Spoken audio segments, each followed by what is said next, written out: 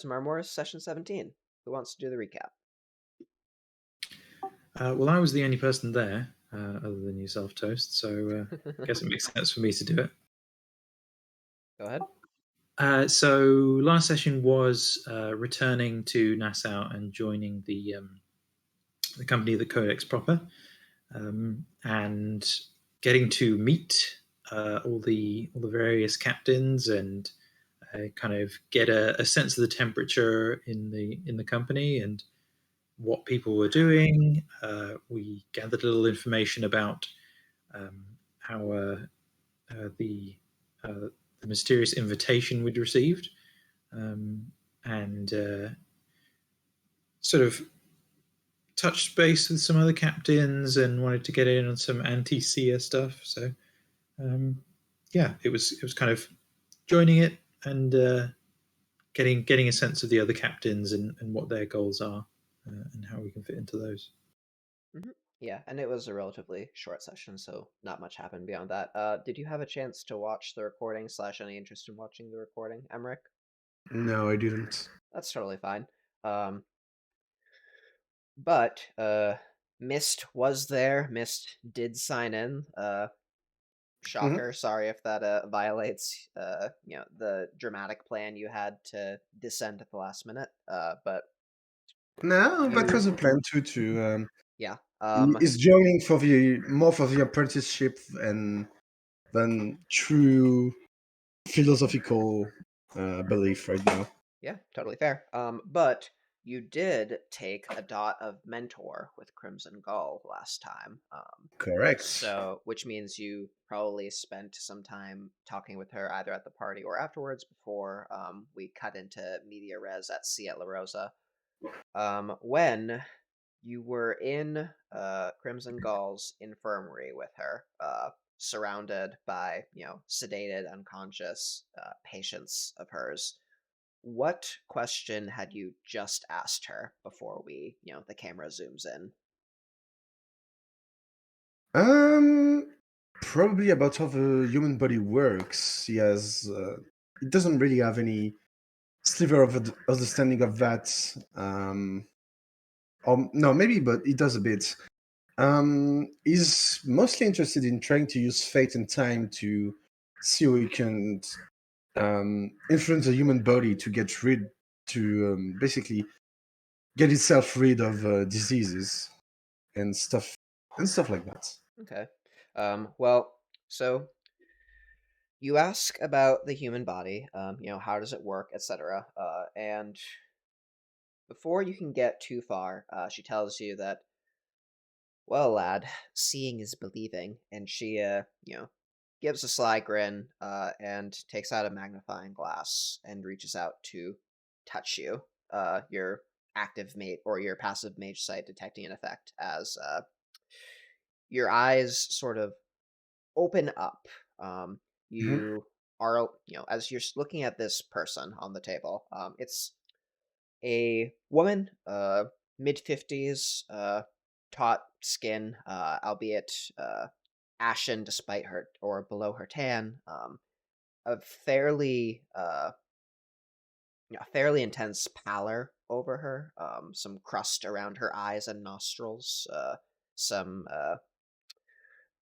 fairly off-putting smells. She is alive, you've been assured, and you are extra assured because as sort of you look at her, your perception of what you are seeing as a human body changes. Suddenly, you're not just looking at skin and hair and the you know shift sort of clothing her on this cot, but you are seeing below into the bones and the marrow metabolizing, weakened, sort of excreting their excreting their guardians sluggishly, leaving her body sort of unempowered to fight off the large colonies of invaders attempting to colonize this space for their new kingdom. You see sort of the waste and pus and excrement of sort of the pus being produced by the passage of this disease, as the rivers of blood coming out of the conflict between the natives and these new conquering invaders, and you see organs sort of burning, like a stable or a grain silo or a central cat or a castle aflame, and you see the human body in all of its glorious bloody conflict as existence. What is Mist's sort of take on this new way of seeing humans as a walking sack of conflict? He definitely is a bit taken aback, but curious nonetheless, as he's not no really stranger to humans' body are gross. That's fact, but he never really thought of it as as a bunch of conflict between minuscule entities that make up a human body. So he's mostly looking at it right now and trying to see if he can trying to formulate maybe the beginning of a spell to see if he can use either his knowledge of fate, time, or even tiny bit about death to influence what's going on. Well, looking at it through, or maybe looking at it through this lens of, warfare, could help. What turns the tide in a war? What turns the tide Mm. in a battle? Coincidences, small reversals, little setbacks or advantages. Maybe something along those lines. Yeah, he's mostly thinking of speeding up time for the immune system. Well, he wouldn't use that term, but for the natural defenses of a woman. Try to gain an advantage as that by going, replicating faster, moving faster, reproducing faster. Mm. And so he's gonna very slowly try to formulate some imago in his mind before even attempting to cast it. He's very silent, very curious, and after some time, Yeah. he might Um, not. Oh, sorry. Go Sorry, ahead. I was going to say, Gull is not silent. Gull is, in fact, quite effusive, Oh. explaining sort of everything that she sees in terms of what it means for the body and what it means, especially for the progress of the disease. Oh, Every that is. bit of Mm. inner necrotism, every little pocket of darkness where cells have died, every roughened patch of organs, every movement of pus within the body is a sign of this disease, its Mm. effects, its progress, and you notice in her sort of very very detailed explanation of the rot that's taking this woman, that she seems to have plumbed the disease to the depths, but has said pretty much nothing about how to stop it or reverse it, or shared any knowledge about how to treat Mm. this disease. He's not really bothered by that. He's more actually attentively listening at her knowledge about the disease progress. Yeah. Oh wow, I And could go to dogehype.com to buy more viewers and followers. wow. Thanks, Quazamblablufless in chat. Go ahead, sorry. Um,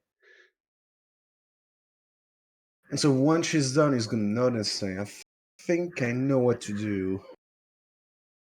And is basically going to get a piece of chalk and begin drawing runes on the body of a woman. and he's going to try to, I guess, cast a ritual spell. That's going to take a while, but You got 3 hours. yeah. Okay. And Gull wants to know what you're doing. Well, this basically he's going to say, well, I'm curious to see how I can affect the inside of a body with my knowledge of time to either slow the disease or boost the body to get rid of it. I want to see how I can affect how can affect the human body in subtle ways. Be my guest. Uh, Caroline is pretty far along, so I don't think that I have anything more to learn from her. And she leaves you to it before she returns to her mixing table. Alrighty.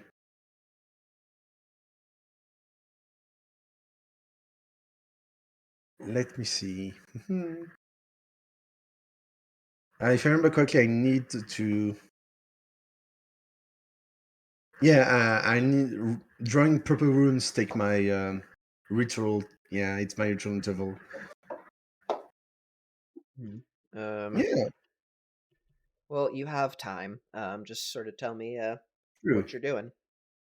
Um, hmm. I think he's gonna try to cast two spell. Actually, he's gonna try to cast a spell to um slow the disease a bit or lock its progress, and then he's gonna. Wait, let me look at practices. No, I don't have. I don't have fraying. Um, hmm. You do have I shielding have. as a I have practice. Veiling and Shielding though. Well, he's gonna try to cast some sort of modified veil of moment on the disease to stop it from progressing. Basically, lock it in place. And Sure. after that, he's going to try to cast a ruling of time to basically accelerate the body recovery. Okay. So that is fine by me. I think in terms of specifics for Hmm. the latter spell, you'll want to uh, let's look at Dalian. I will want a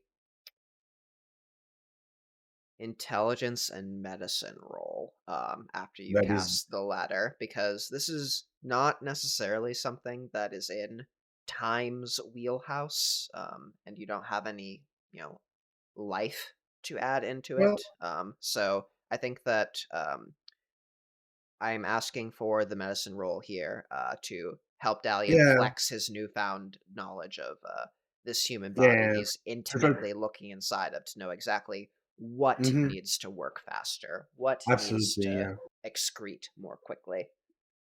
I'm gonna spend a willpower on that. Okay. Roll. Oh, Okay. sorry. Cool. No, that's Do I fine. need to roll something else? No, it didn't matter. I was just going to call for an order of operations, but it doesn't really matter what order you do them in. Um, Are you provoking paradox on either of these spells? I might because I'm going over Depending the on my yeah, and duration, maybe. for duration. I don't think so. Let me see. Are you planning on having them up for any amount of time? Oh Like, yeah, until she recovers. So definitely advanced duration. So I might as yeah. I think I might overreach. So let me see. okay. If you are going to, then I'll have you properly roll out the Hmm. spell, Oh just in yeah. case anything interesting happens. Uh,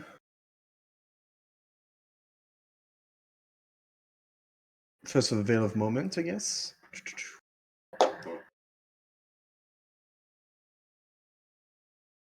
Will there be a withstand rating for? No. Yeah. She's not really in a state to withstand anything.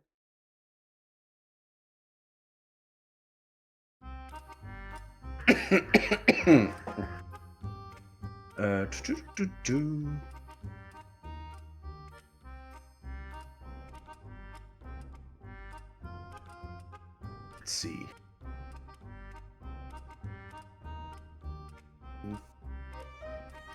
Range touched. No paradoxes for the veil of moment. I can use 2 and try Gnosis 1, right? If there's no paradox, then don't bother rolling it. Alright.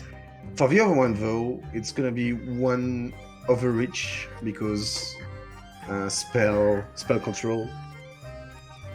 So it's gonna be 1 dox, actually. Okay. Are you containing or releasing? Containing.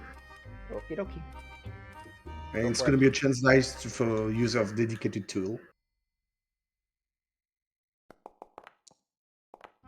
Ooh. Ooh. Okay. That's Well, not bad.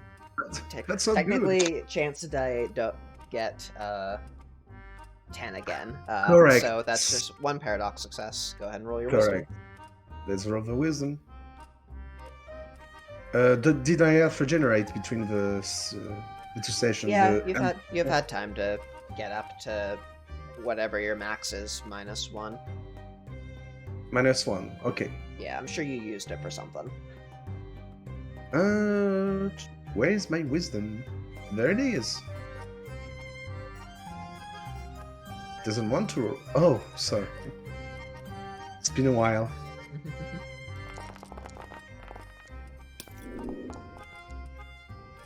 Good. Cool. A bloody nose, a bit of bashing damage, your own body fluids to add to, the stuff on the floor already in this infirmary, which does have a lot of infirmity in it. But so, your spell goes off.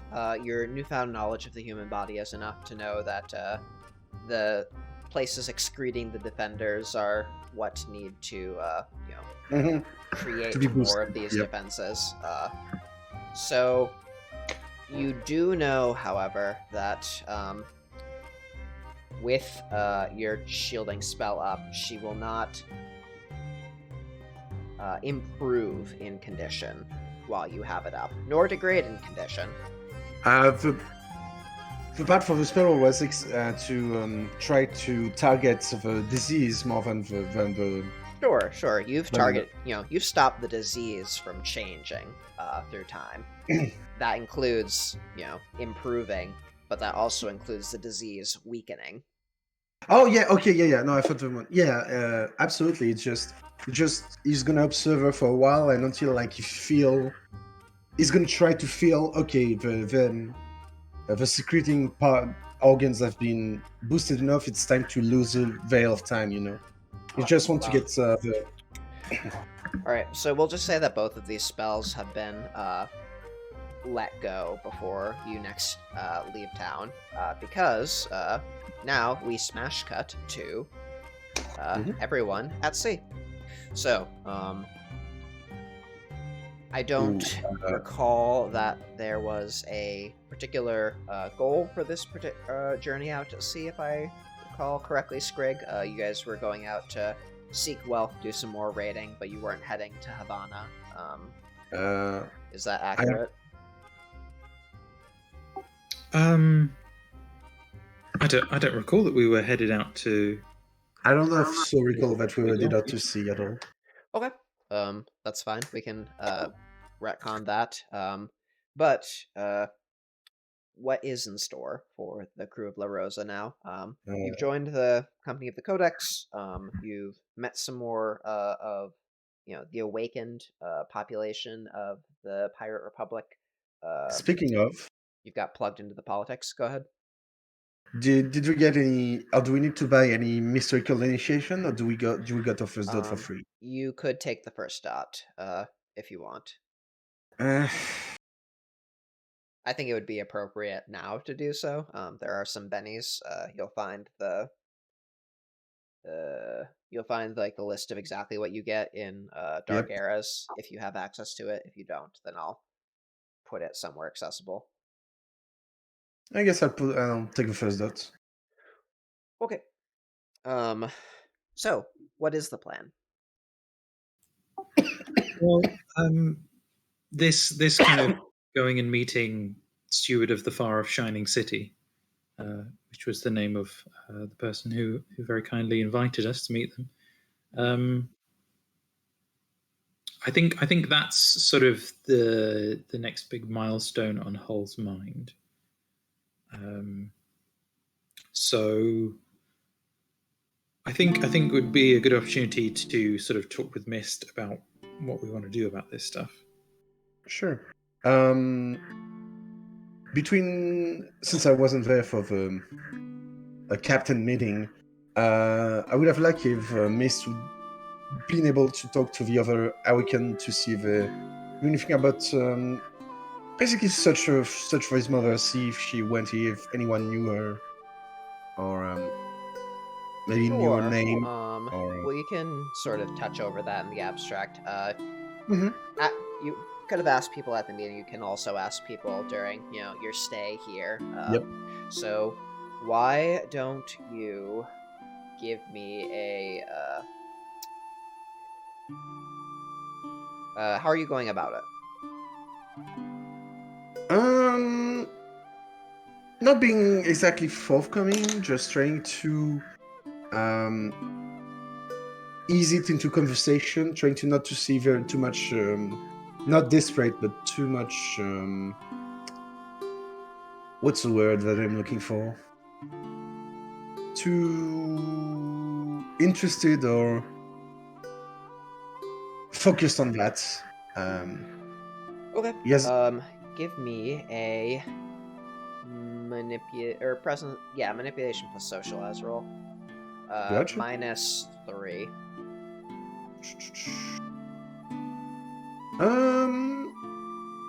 You know what? Let's do the willpower point. Why not? Socialize, manipulation.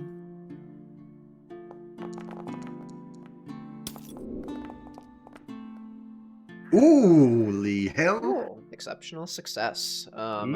Yay! Damn. So, what do you, the player, recall of what you've learned of Dalian's mother thus far, Emmerich? Not a lot, really. I don't recall much of it. She basically almost disappeared one day, went out to the sea, and I don't think he ever. I don't think he ever had any concrete lead, but when he went to his Soneros, I remember that there was some strange time of fate spell or something along those lines that was casting in, and he has suspicion it might be linked to her. Okay. Yeah, so you had a dream in which you, the adult Dalian, were being held by an enormous woman, All right. in her bosom, being cradled and nestled and sheltered. Her face in shadow, the room around you dimly lit, but sort of very, very Catholic iconography displayed on the walls, and a rent, a momentary sort of tear in the wall that led to somewhere which did not look like another room of a home before momentarily or before closing up. So something funky wonky, as the kids say. Funky But wonky. mentioning these details, you go around, you chat, you ask around about sort of the general description of the woman you remember. It's difficult because you don't remember much in the way of physical detail. But it sounds like if you're looking for a a woman with ornate Catholic crosses on the wall, someone who went away, then perhaps you might consider checking in at some of the pilgrimage sites that draw folks away from their homes and set their feet to the road. There's one in Spain that I forget the name of, that pilgrimage road. There's a few other common pilgrimages that folks go on. You could ask at some of the guide houses there if they have records of this woman, if Dalian remembers her name. For the exceptional, I think that you get the sense that the one passing through Spain through it starts in southern France and then moves to San Sebastian. I'll look it up later. Is particularly popular. You don't quite remember enough about your mother to remember if she was or wasn't Catholic, but the crosses is the only lead that you presently have. Gotcha. And I think for the exceptional, we'll give you yet another condition to add to the pile. All right. What kind of thing seems appropriate? You were looking to find Steadfast? information, look for your mother. I think that... I think steadfast and inspired could be. Sure. What I want to avoid is you did the thing really good, and now you have another condition that makes you really good at doing that same thing. I think that you are informed about anything to do with the Spanish. Because you've learned a lot about Spanish geography and the current geopolitical situation and the state of Spain's monarchy and the church and all this from your investigations. Okay. All right, it's noted down. Cool. So, lead acquired. You were... what is Hall doing? And how do you bring up this conversation about approaching Steward of the Shining City to Dalian? I assume there's a moment around a fire or at a bar or, I don't know, in a creepy back alley where you can have privacy if you desire it. Yeah, somewhere kind of noisy but allowing for seclusion. I mean, maybe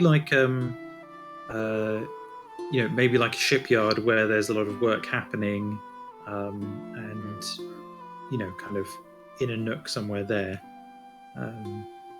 And yeah, Hull kind of shares what she's learned already, and that their full sort of shadow name is Steward of the Far Shining City. She is arrogant. Yeah. Did we actually get confirmation that she's a seer? Yes. She is a servant of the tyrants, affiliated with the hegemony. That was it, yeah, hegemony. I couldn't remember whether it was that or whether whether it was left vague as to whether she was a silver ladder. So during this conversation, or during this conversation in which a lot of capitalized words were dropped for the first time, did Hull stop to ask what the capitalized words mean, or is just let the conversation roll and just assumes what they mean so that she didn't have to seem unknowing or slow things down? No, I think given she was looking for information, she would absolutely, and she wasn't being sort of completely brash and arrogant when talking with the other captains. Okay. So I think she would definitely just kind of go like, and the hegemony, who are they, and that sort of thing, Okay. even if it's just their sort of perspective and not a super detailed thing. Yep. So you have the the elevator pitch. Servants of the Unity, Exarch of Space. They are strong where nations are strong, and where the great imperial powers are able to stamp their foot onto the world. and you learned specifically that Steward of the far-off Shining City has great influence wherever the Spanish do. Exactly.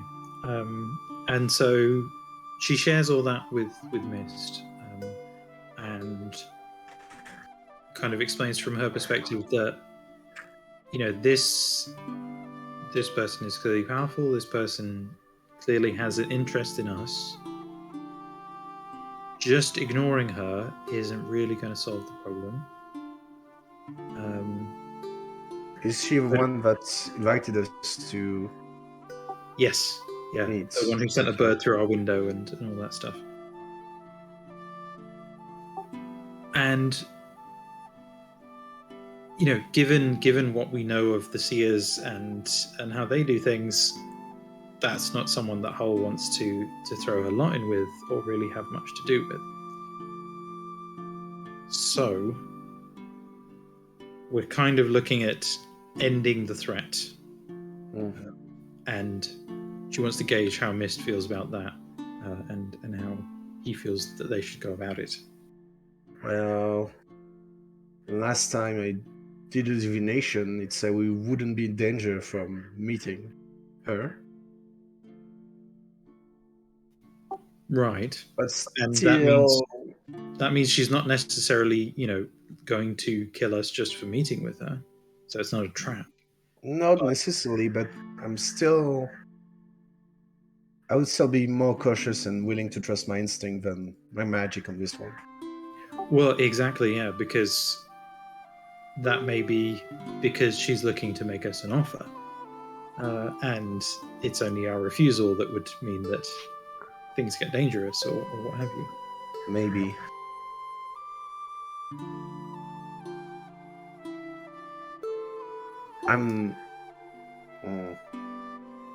So Hull is very much thinking a kind of, we go in prepared to, you know, take this mage down, whatever that means. But that's going to take a bit of preparation, and that's going to take, I don't know, some information gathering or something. I'd rather go prepared, yeah. I don't feel like we can just go in there, waltz in, discuss, and then leave. Or try to, well, put her for permission without... Yeah, this doesn't seem to be something where we can just have a chat and go, oh, I don't really agree with you politically, and then sort of walk away. It's this feels like we're going to be walking into the lion's den here. Especially since we joined the company now, so... Exactly. So I guess Hull is also trying to gauge, like, how does Mist feel about going in and killing someone like that? Uncertain, that's for sure. Okay. I don't know enough about it to form an opinion. Has Mist killed anyone before? Yes. One or two times. Mist and or Dalian? Dalian did, and Mist too, but only during combat, so never in cold blood, and never with the intent to really kill someone, more like to defend himself or attack someone. Okay. So that seems to be like the main thing we really want is information, both in terms of deciding what we do about it and being able to go in.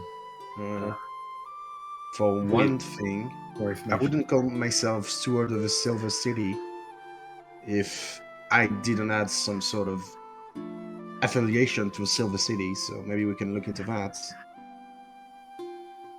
Steward of the far-off Shining City. Close, the far-off Shining City. So yeah, maybe looking at it is... Yeah. I think that's kind of, it's a notional far-off Shining City. I think that's pretty, like... Okay, but what does it mean to her? What's the symbol behind that? That's a good question. What if we delved into the symbolism of the shadow name. Is that something that we can sort of do remotely? I think that there's certainly something that you could do to learn about what that means. I think that sort of introspecting about how Hull, about Hull's own shadow name. You have Hull has a very specific understanding of what that means. Of this barrier between worlds, of the boundary, but you probably also have the self-awareness to realize that another mage could have that same or very different associations with that name, like as a vehicle for intrepid exploring and sailing across the surface. So there's an amount that you can probably infer both mundanely and magically, but there's also an aspect that's intensely personal, which would be difficult to discern from afar, unless you happen to be dreaming of the exact same restaurant in Madrid and make your way into their head. Mm-hmm.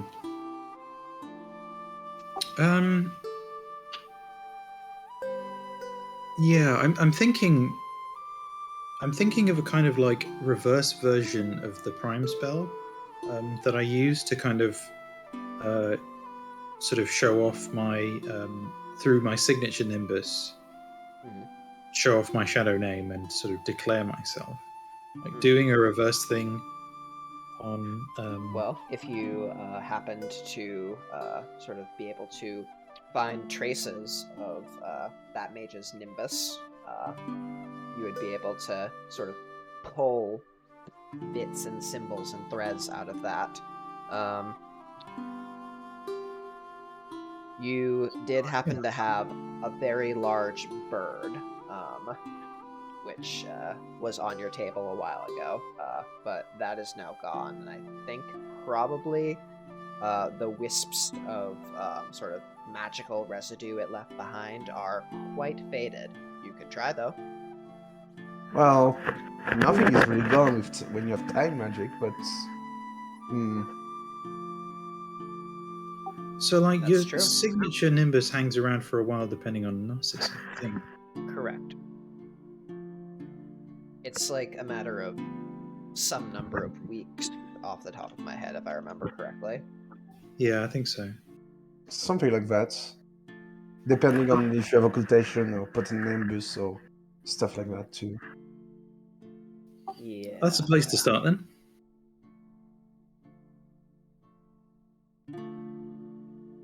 Right. I guess I can cast post-conation, and you can then scrutinize the nimbus, perhaps.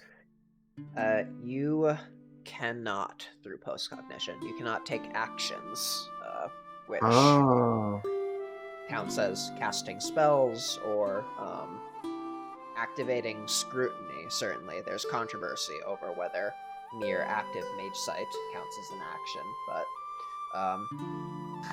for purposes here, I think that there probably is something else that Mist could do with time magic to attempt to make the wisps of signature nimbus more scrutinizable. Wouldn't I need some prime for that? I don't think you would need prime, but how much time do you have?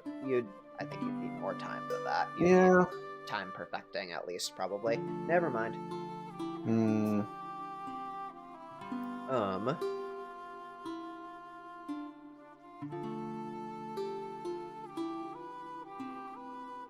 Whether leads or avenues to learn more about, this woman are you thinking of pursuing?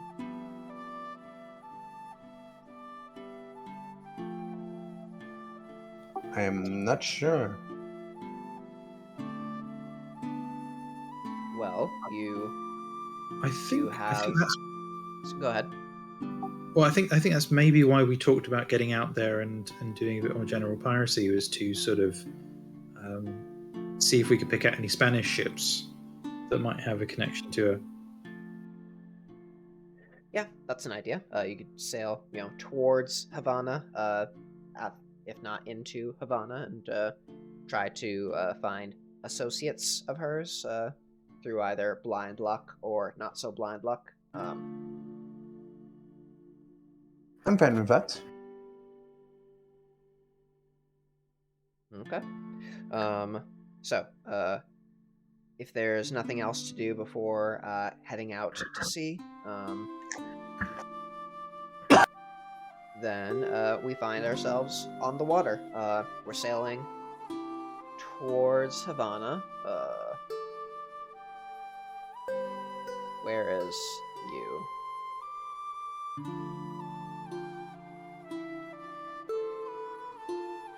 So in these Florida Keys, we're in these straits between New Providence Island, Florida, and Cuba. Very active trade route.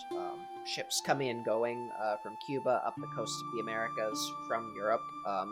Mostly the traffic is westward, northwestward before catching, sailing up the coast of the Americas before catching the transatlantic currents that go eastwards, rather than trying to sail directly eastwards from the Caribbean, making this a very popular route, even for ships that are Europe bound.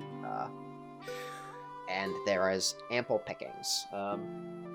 I'm not going to have you go through, the step-by-step of your raids. You have a very successful raiding season with probably a little bit of action and a fair amount of merely intimidating merchants into surrendering their cargo because they know that it's insured anyway. What is the means through which your characters attempt to information gather? What's the sort of approach as you ransack these ships? I think Hull is focusing on any sort of correspondence they have, any kind of orders, any sort of items they may be carrying. That's what she's focusing on, and making sure that they can get those without the crew kind of disposing of them or anything like that. So that's Hull's focus. Okay, sounds good to me. Give me a intelligence and investigation roll.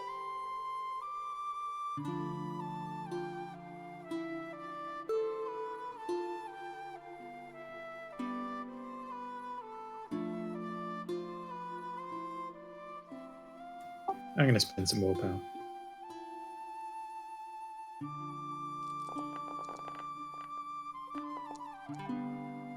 Okay, 2 successes. Okay.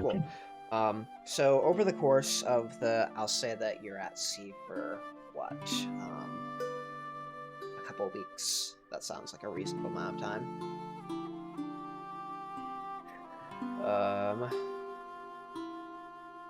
Oh, we're getting to middle of the summer.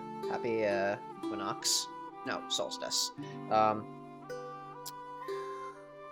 Most of it is utterly uninteresting, for this purpose at least. You have ship manifests, you have various papers of passage, port docking papers, deeds to the ships. But you encounter a couple of ships from the Virginia Trading Company, or that are operated by the Virginia Trading Company of note, which, for reference, is the trading company that Georgia was sailing under as captain when you encountered her. The correspondence on these ships is, all mainly based around, the Americas, taking raw materials to and from the Americas for extracting back to Europe or processing. And these particular ships tend to have, more buried cargo than the others, which are just, piled high with rum. Or piled high with textiles and spices, clearly meant for bulk bulk selling, giving you the impression that these ships are carrying materials for a special purpose. Large amounts of bat guano, for example, which Hull in particular would know has a use for explosives crafting, for example, or other such legitimate uses. But it's suspicious that a large amount of it is going to Havana, along with a shipment of preserved animal bones, or with a very specialty variety of wood from the Tennessee hinterlands. And it is while you are searching one of these ships that your passive mage sight sort of vibrates. Well, I mean, not like it's a thing, but out of the corner of your peripheral magical vision, sparkles of the symbol of Prime sort of resonate out of a bookshelf that is down in the hold, surrounded by other books. Hull is going straight for it. Okay.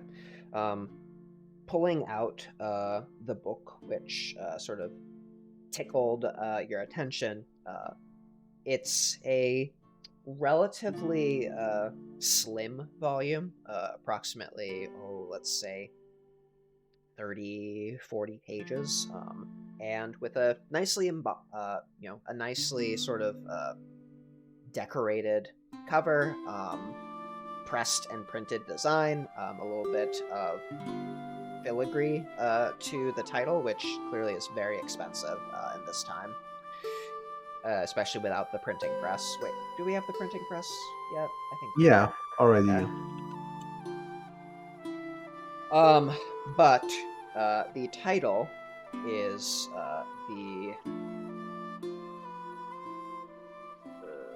where did I put it?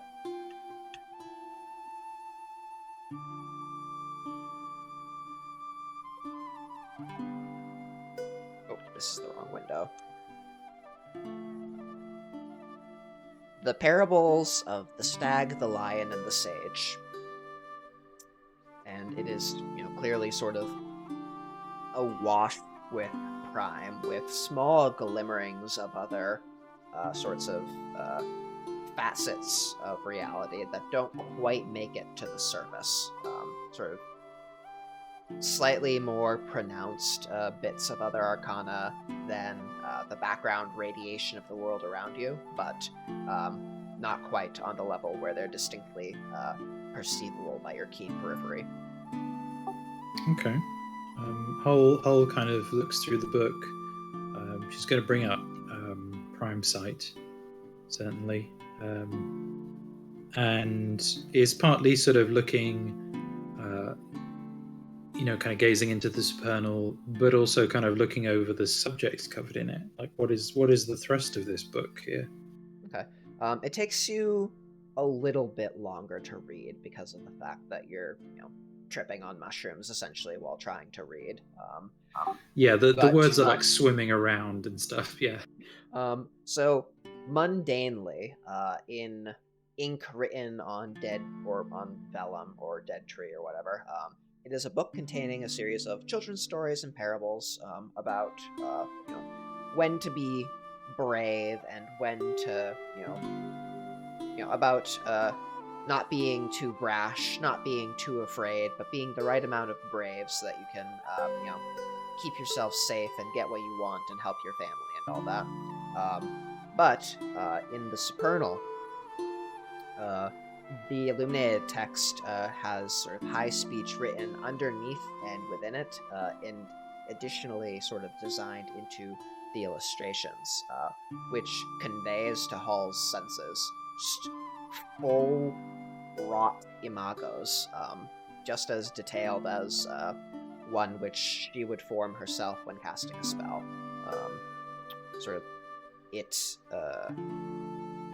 Give me a Gnosis plus Prime roll. Just no other modifiers.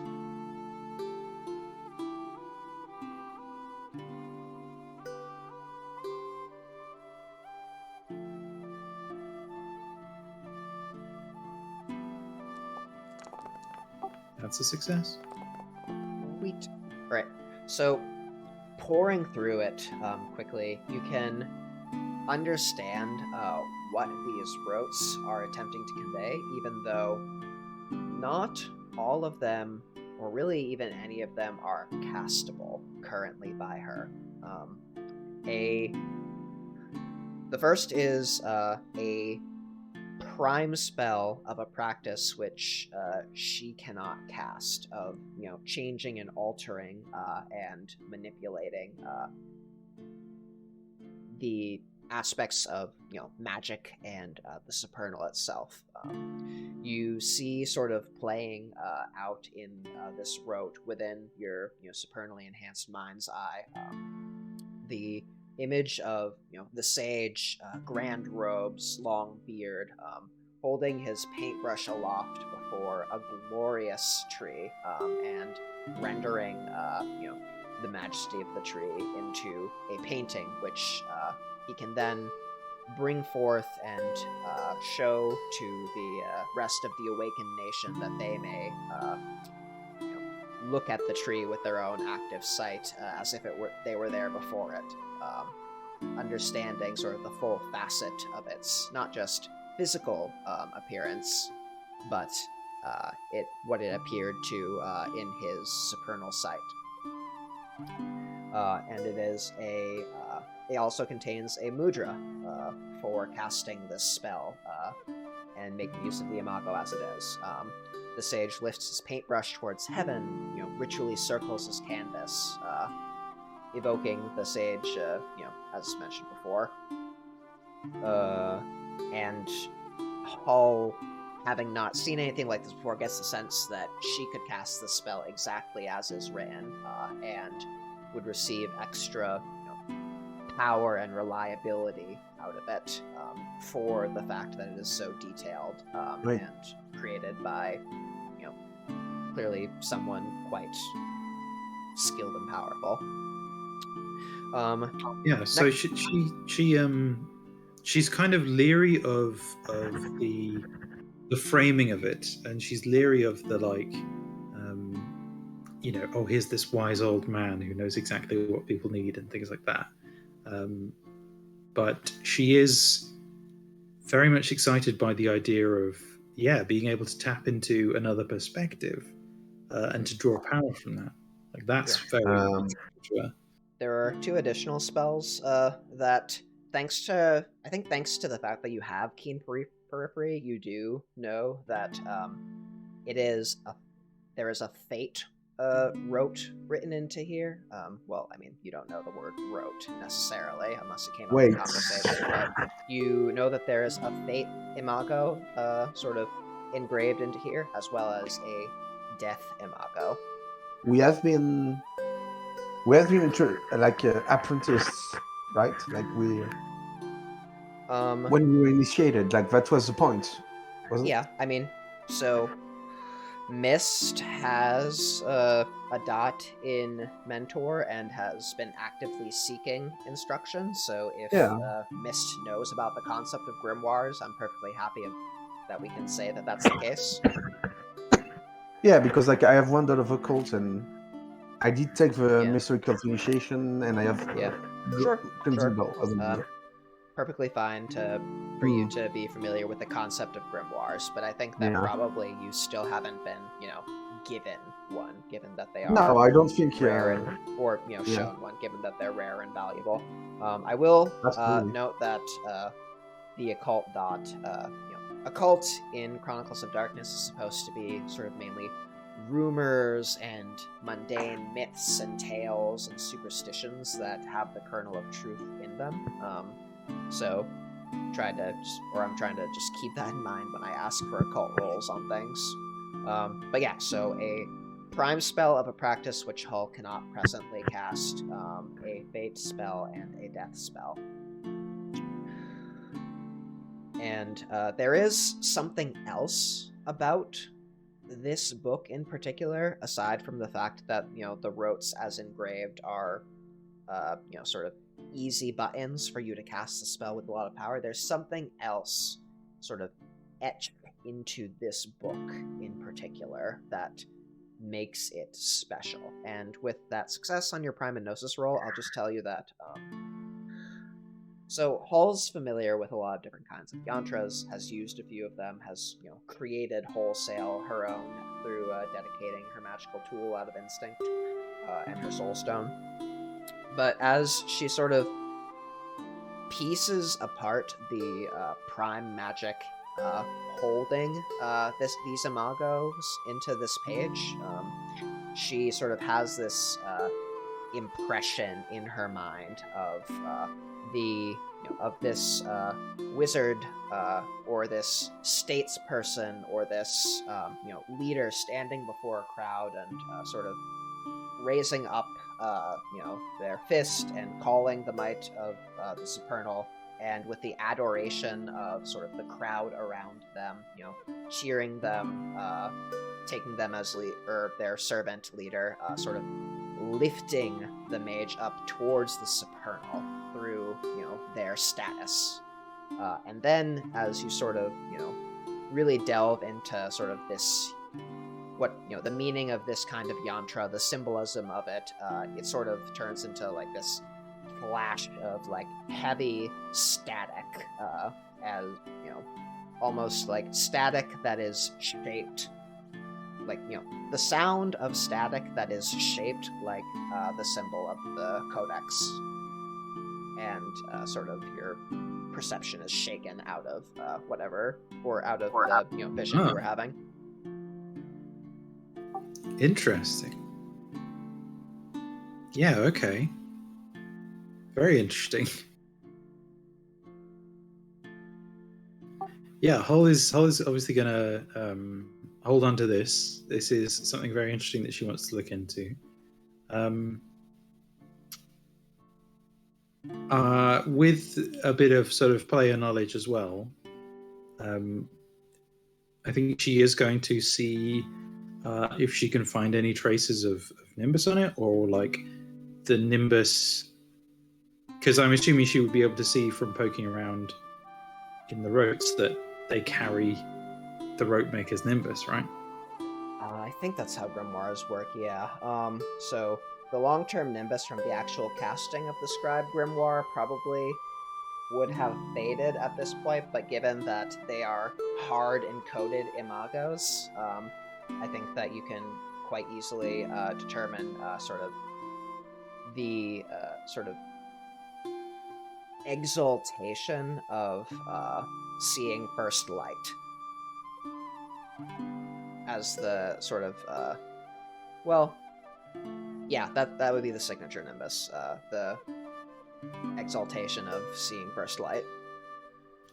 Okay, well that's enough to satisfy Hull that this isn't Steward of the Shining City's work, so fine. Yeah, I'm not gonna cast the spell that tells me vice and virtue of the person who, because right. I'm guessing they're a little more far off than that. Gotcha. Okay, cool. But you find this. You find a couple of ships, notably of the Virginia Trading Company, that are carrying very strange material, or very esoteric materials to Havana. And I think maybe on a manifest, you find that that the ships are sailing from Georgia's hometown in Virginia. Okay. Does Hull share that she found a grimoire with the rest of the? Oh, sorry, the rest of the. I think absolutely. I think Hull is excited at this find. This is a new thing that she's coming across. Obviously, want to show it to Mist, and hey, look at this cool magical thing. Quickly, before we delve into that, what approach is Mist taking to trying to get information to advance them closer towards this goal of knowing more about Steward of the far-off Shining City? Paul's looking through documents and whatnot. What is Mist doing? I think it's probably going to try and Hmm.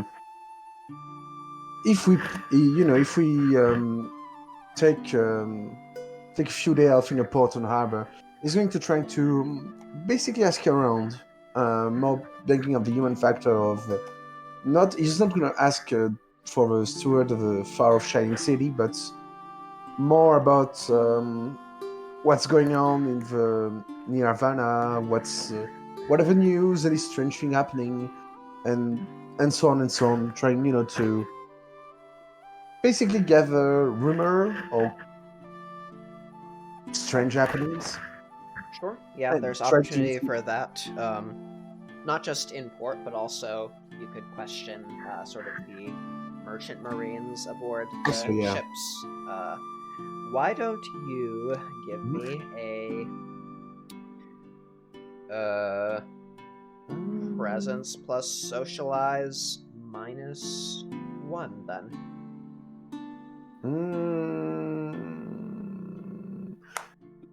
Let me look at my destiny merits. I don't remember what it does exactly. It gives you dice. Does it?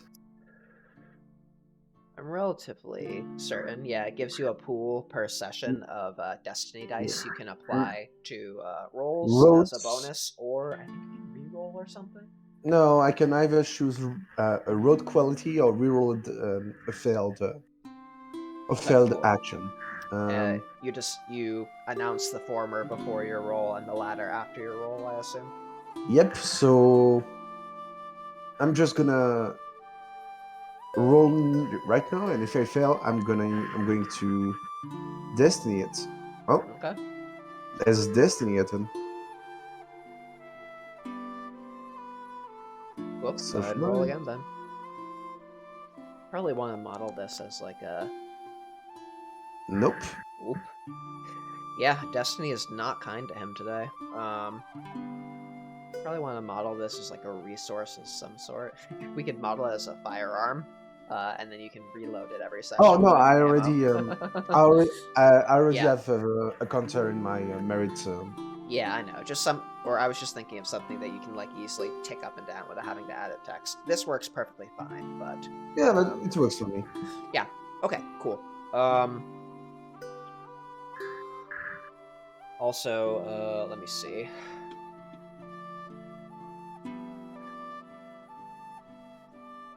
Yeah, so you do hear rumors about Havana. Obviously, Havana's a big trading post.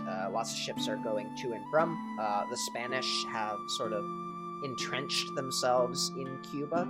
Oh wait, I have the informed condition. Oh whoops. You do have the informed condition. Would you like to burn it? Let's see. What does it do? What does it do? It.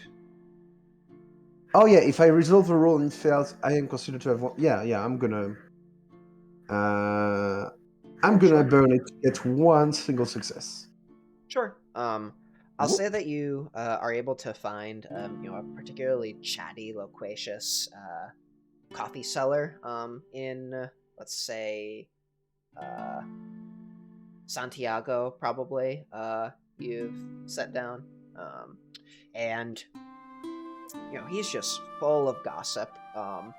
And he is a former merchant marine himself, so he's all sorts of chatty about strange cargo going to Cuba, about how many ships seem to be coming in, but it seems like there's just a wall of ships almost coming in each day on the morning. Obviously exaggerating, but then he mentions that I seem to see far fewer ships leaving Havana from that harbor than coming in. Strangest thing. Maybe they leave in the night or something, or maybe my eyes just aren't as good as they used to. Either way, the Virginia Trading Company sort of has their hand all over the place. Almost like the Dutch East India Company of Spain, though nowhere near the same scale, of course.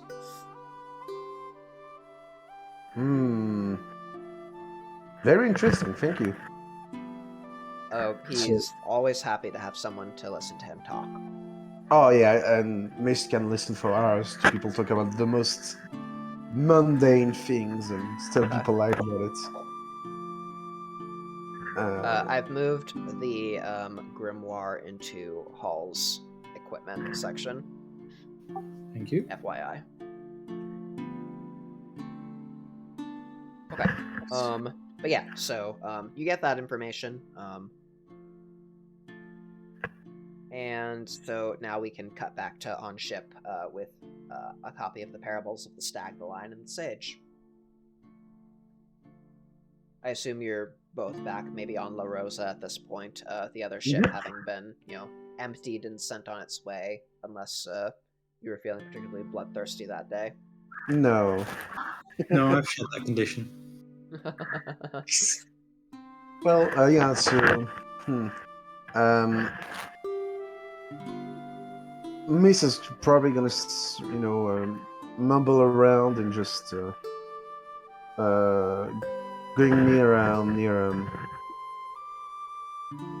Ulm, saying apparently Havana is a big port for ship. There's something going on with ship not leaving ports and a lot of them arriving. Probably some teleportation magic of some sort, maybe. I don't know. What did you find? Could it be that they were going through the underworld? I don't think anyone would like to go this way, and it's probably not very subtle to do that. Open just passage from the world in the middle of Havana. Well, they clearly have an unorthodox approach to sea travel. And Hull is going to show him the grimoire and explain that doesn't carry. Well, actually, no. Sorry, I'm jumping to conclusions here. Do we actually know what Shining City's Nimbus is? I don't think we've seen it. Nope, we don't know. I don't believe you have. Okay, so we have a Nimbus. Okay, well that's something to look at and compare to if we need to. But yeah, got a grimoire here, and like starts kind of like being very excited at the notion of like sharing expressions and sharing imagos, and it's like, wow, this is something of a great deal of interest to Hull. I'm just looking at grimoire. Apparently, if you to have a nimbus of someone who scribed the grimoire should be indistinct unless they're really good at prime and occults or academics. So he might not even have their nimbus of the grimoire. Well, if it's the because I thought it was that the it replaces the casters. Maybe it makes it indistinct. Apparently, it doesn't replace. It just makes it indistinct completely. Okay, well, never mind. Yeah. Then. You'd think I'd read the rules for these things before I include them in the game, but you'd be wrong. It's alright. By Jove! Maybe I should have read the book. Maybe they have the merits that make it so that they can cast their signature limits. I'm just gonna say that all like in the imago for these rotes, all of these imagos take place at the glorious shining of a dawn. In what language is the book written, by the way? The mundane text itself is written in English, actually, which is a rarity in these parts. Yeah, so yeah. So when we look over, it tries and tries very hard to read, and on the inner sort of, or on the what's it called? The like page that tells you who the publisher is. The publisher is in London, and the author of the children's book is listed as a Michelle Cosgrove. What are the roads within? It's you can take a look there in my equipment if you want to see exactly what they are. But yeah, she kind of Yeah, he's gonna take a look. really explains their prime and fate and death. Also notes about the interference in the kind of symbols of authority that the Codex seems to be having. Huh. Literally tearing through that authority, which Hull isn't really perturbed by that. Finds it quite interesting, in fact. Strange. Mr. just gonna have a look at the magical section of the grimoire, just not even trying to translate it. To the magic page, yeah. Yeah. Or it's on the items tab of Hull's sheet. Are you able to see Hull's sheet? Or did I set the permissions to... Okay, cool.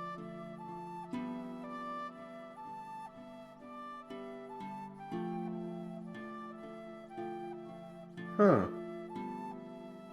Yeah, so Hull probably was able to explain what the prime spell is supposed to do, even though Hull's not capable of casting the spell herself. It's a practice that she doesn't quite know with her prime dots.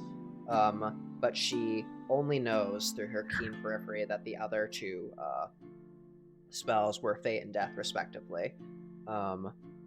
Mist, reading them, however, is able to understand the imagos thanks to his dots in Fate and Death. The Fate ruling rote is one which allows the subject to profit from promises or oaths which were sworn to him or his order. If cast upon a subject who has promised to perform a certain task or service towards the mage or his society, the subject suffers the deprived condition until she performs the service and is aware that there will be adverse consequences for betraying her promise. It is an occult mudra, where the sage forms an obvious interlocked sort of two-handed mudra that is depicted in the illustrations of the children's book, sort of symbolizing tugging the chains of loyalty and obligation inherent in joyous, dutiful service. And a death unveiling rote, which allows the mage to tap the knowledge of the echoes left by the departed, as even the pall of death or the fallen tower of language cannot deprive the awakened nation, capital A, capital N, of humanity's memories.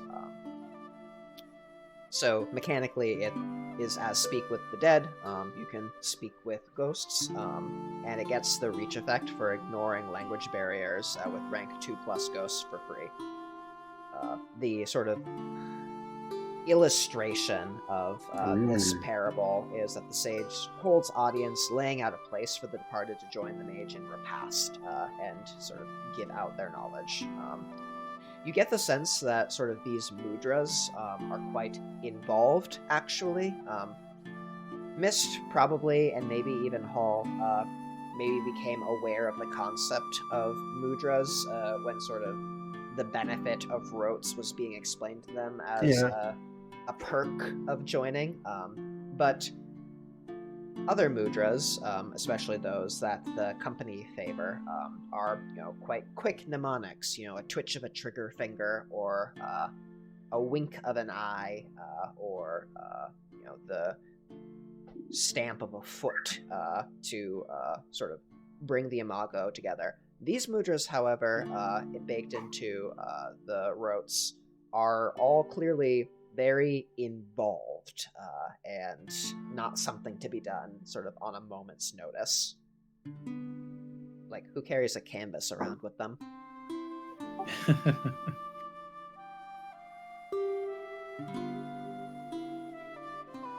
It also gives a very particular image of the society and who the writing/inscribing mage came from.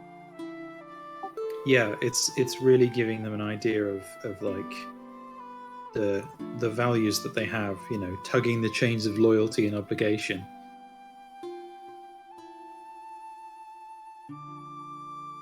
Well,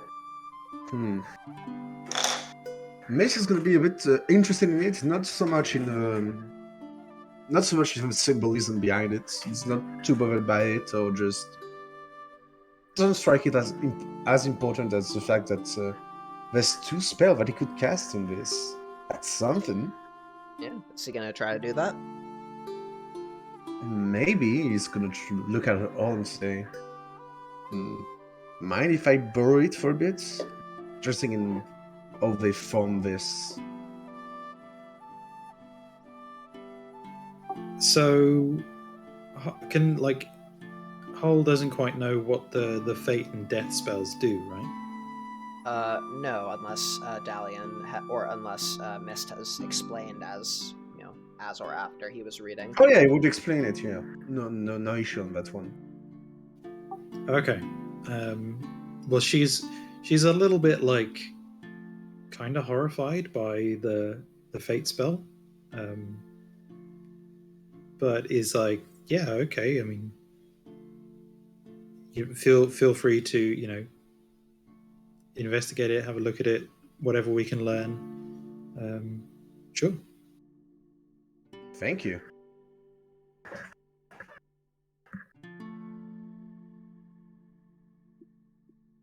Okay. Cool. So, still at sea, still roving for the next mark. You have ample time to do that, and we can do that scene after our break. So I will see you guys back in 10 minutes, so at 30 minutes past the hour. Sure. See you then.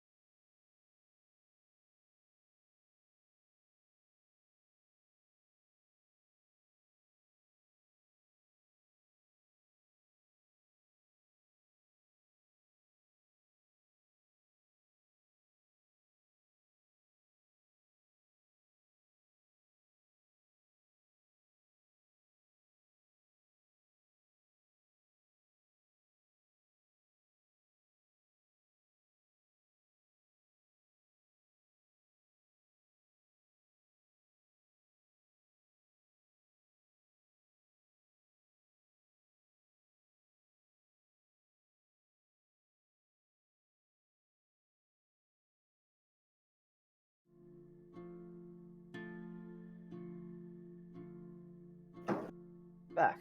Sorry I'm a little late. Hey. I had 2 new pairs of shoes delivered during the first half of the session, so obviously I had to try them out, and I just completely forgot about anything and everything else that existed in the world. Okay. In the shoe zone. Yeah. Oh, forgot my tea burb.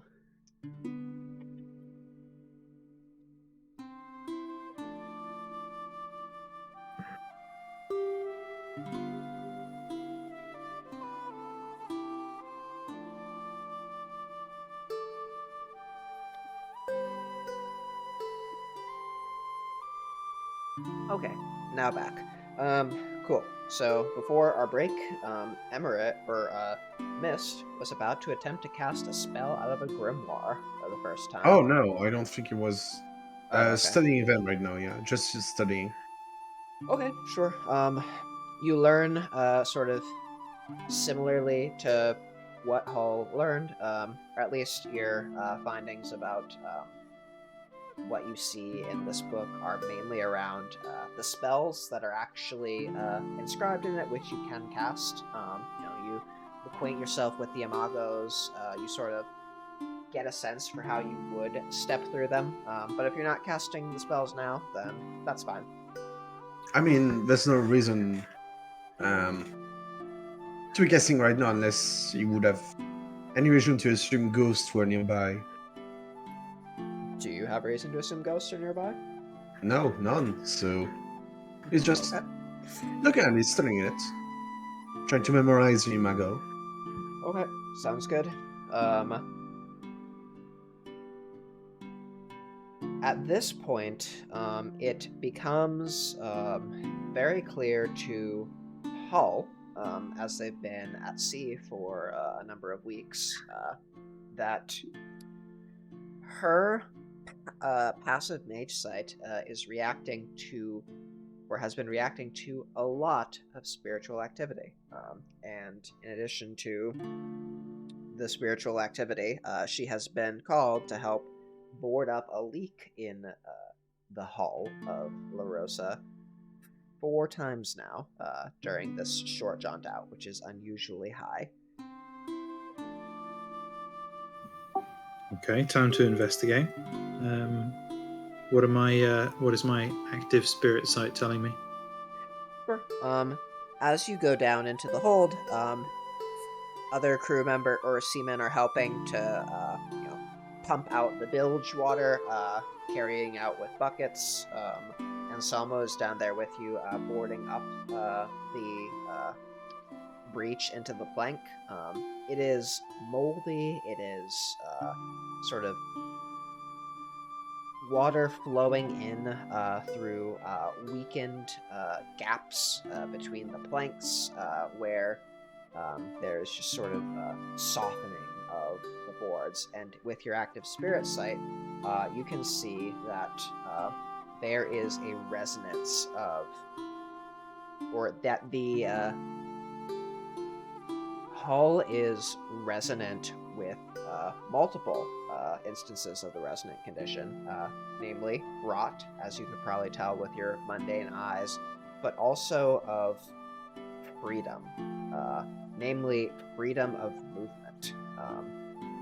Looking around, so last time we talked about spirits, I should probably change this music. Last time we discussed Hall's conception of spirits. I think we settled on that Hall sort of, rather than sort of conceiving them as little gods, or sort of these animist entities, sort of thought about them more as expressions of resonance, as sort of the background radiation vibes of the world. Is that accurate? Yeah, that's right. So it is probably somewhat unusual for Hall to witness a spiritual manifestation, which is a 4-foot tall, sort of hunched over, ape-like lumbering entity made out of water, sort of crawling across the interior of the hull down in the bilge, sort of and slightly more unusual, even more, to look down and see that in the spiritual world, her foot is settled into a bed of mushrooms, all sizes and shapes and colors, and all of them singing a squelching, off-key little song.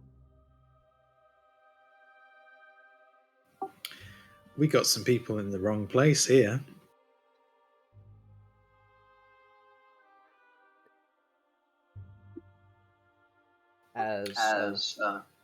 So Well, go ahead. I mean, first things first. She's going to cast a spell to know exactly what she's dealing with before she starts trying to kick anybody out or anything like that. So I think she'll do no spirit,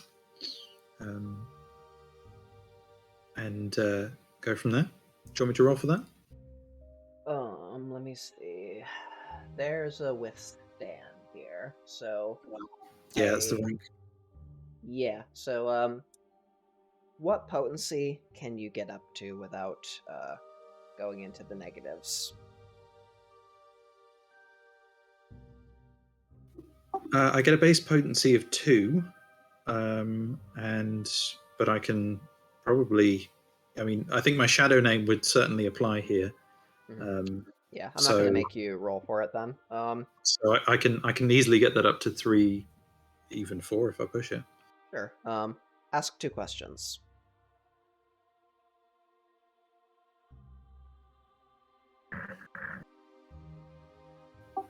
I want to know what is its ban or bane, and what is its rank.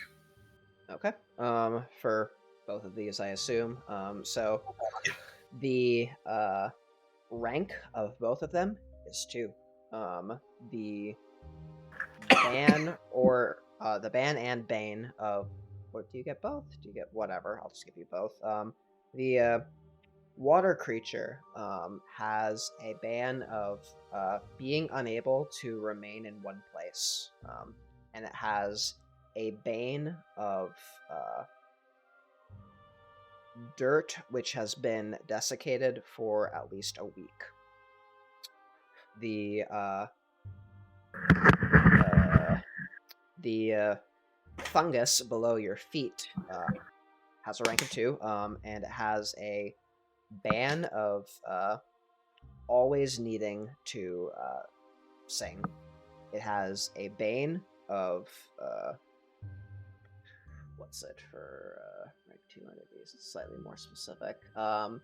Has a bane of acid. And sorry, what rank was the water creature? 2. Which is sort of, for Hull, I imagine, far and away, sort of vaulted outside of the, or above sort of the normal threshold of, sapience into near personhood, sort of divorced, or like sort of distinct adequately to be noticed from that background radiation animism of the spiritual world. And I think Hull's kind of perception of these things as vibes and resonance and stuff like that, she sort of sees rank as like a almost a taxonomical thing of just like how complex and specific the entity is as a vibe. Mm-hmm. And she can, her passive mage sight itself is able to sort of detect the movement of spirits here on the side of, the flesh on this side of the gauntlet. But with your active sight up, you can see that they are both actively exercising influences. The one to increase the freedom of movement of the hull, and the other to increase the uh the flourishing of its choir. Mm-hmm.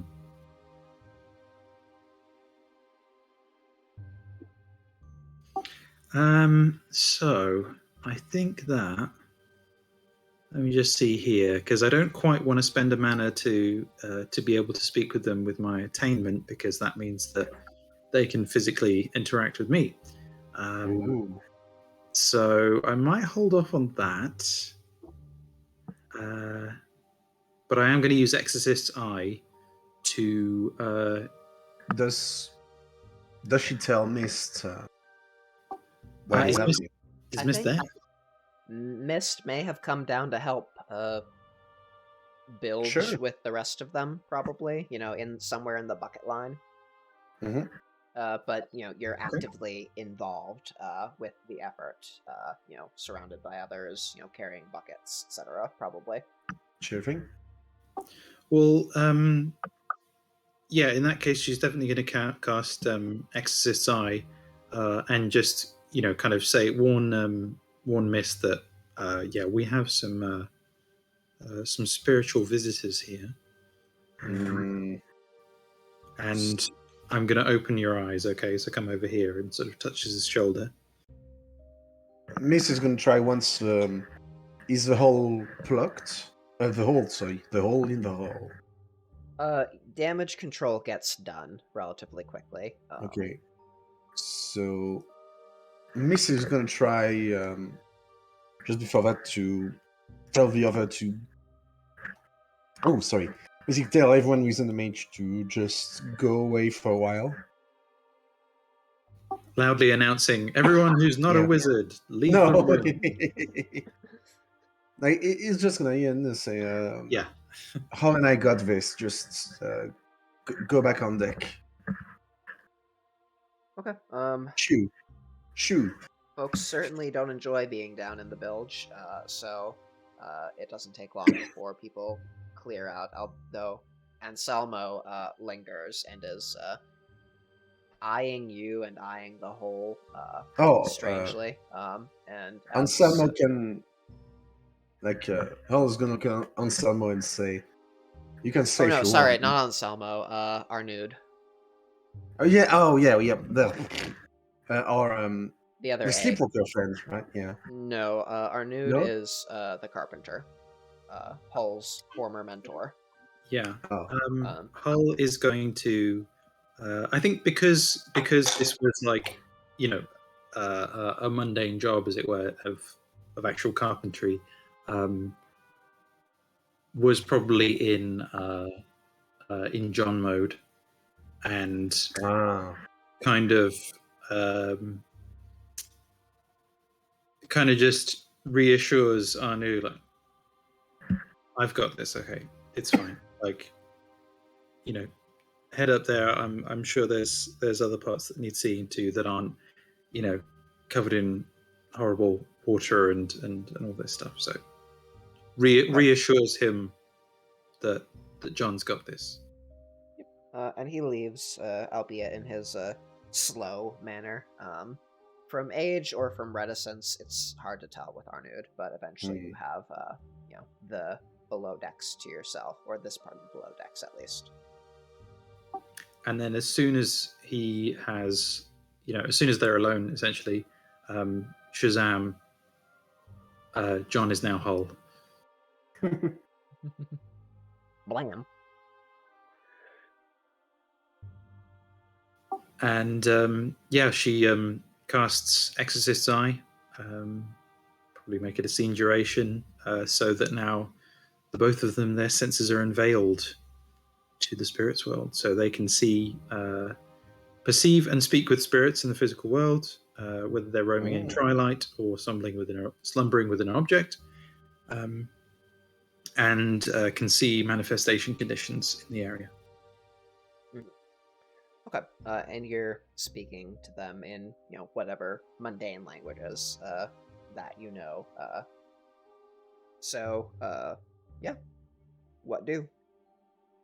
You Mist are able to see sort of this ape-like entity of water constantly walking across this interior sloped surface of the hull, sticking to it like a spider, but walking, as normally as any ape would, sort of constantly roaming. And now you can hear the squeaking, squelching, croaking choir beneath your feet.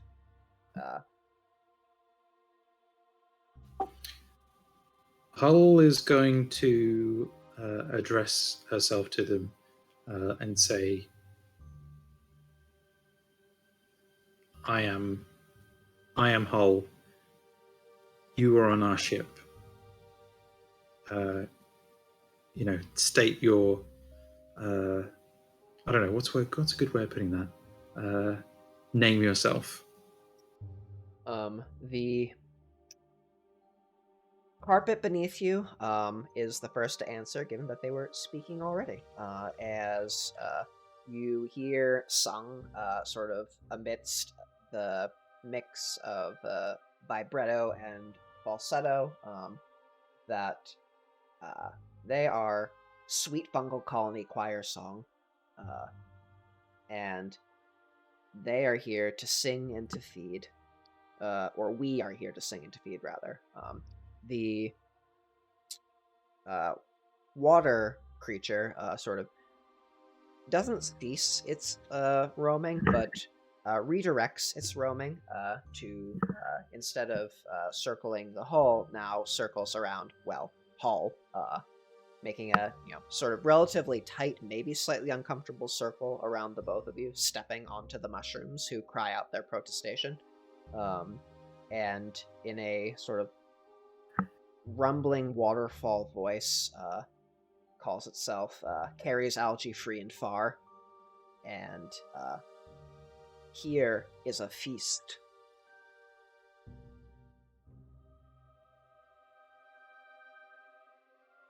Miss is gonna let Hall do the talking, but is visibly a bit tense. Okay, Hull is giving a kind of a stoic sort of showing, as it were, showing a stoic front, and kind of addresses them both. So you are here in my territory, seeking food. Is that all? Just let me look at because Hull has honorary rank, correct? No, she doesn't. She's not an adept of spirit. Okay, right. That's when it kicks in. Yep, that's when you get honorary rank. So, I think that Hull is putting on, the best intimidating warding of the ship that she can. It's her ship, and she knows what works with people, having done it a bunch. She knows what works sort of with using her magic, but it seems like how should I put this? So the reaction is not what Hull expects. Normally, when you challenge someone about their purposes, they react either defensively or in order to defend their right to be here, or with bravado to insist that what's yours is theirs. But these creatures don't seem particularly interested about notions of your territory, sort of feeling sized up and found unwanting inherently. Not that, they think that you're trash or anything, but they don't feel sort of that metaphysical weight of rank coming through or from you, sort of activating their predator's sense. And so the answer is just yes, food. Okay. And she's going to continue to address herself with both of them, and tell them, what if, rather than working away as you are and making a mess of what's mine, what if I could provide you with better sources of food and rewards in exchange for service?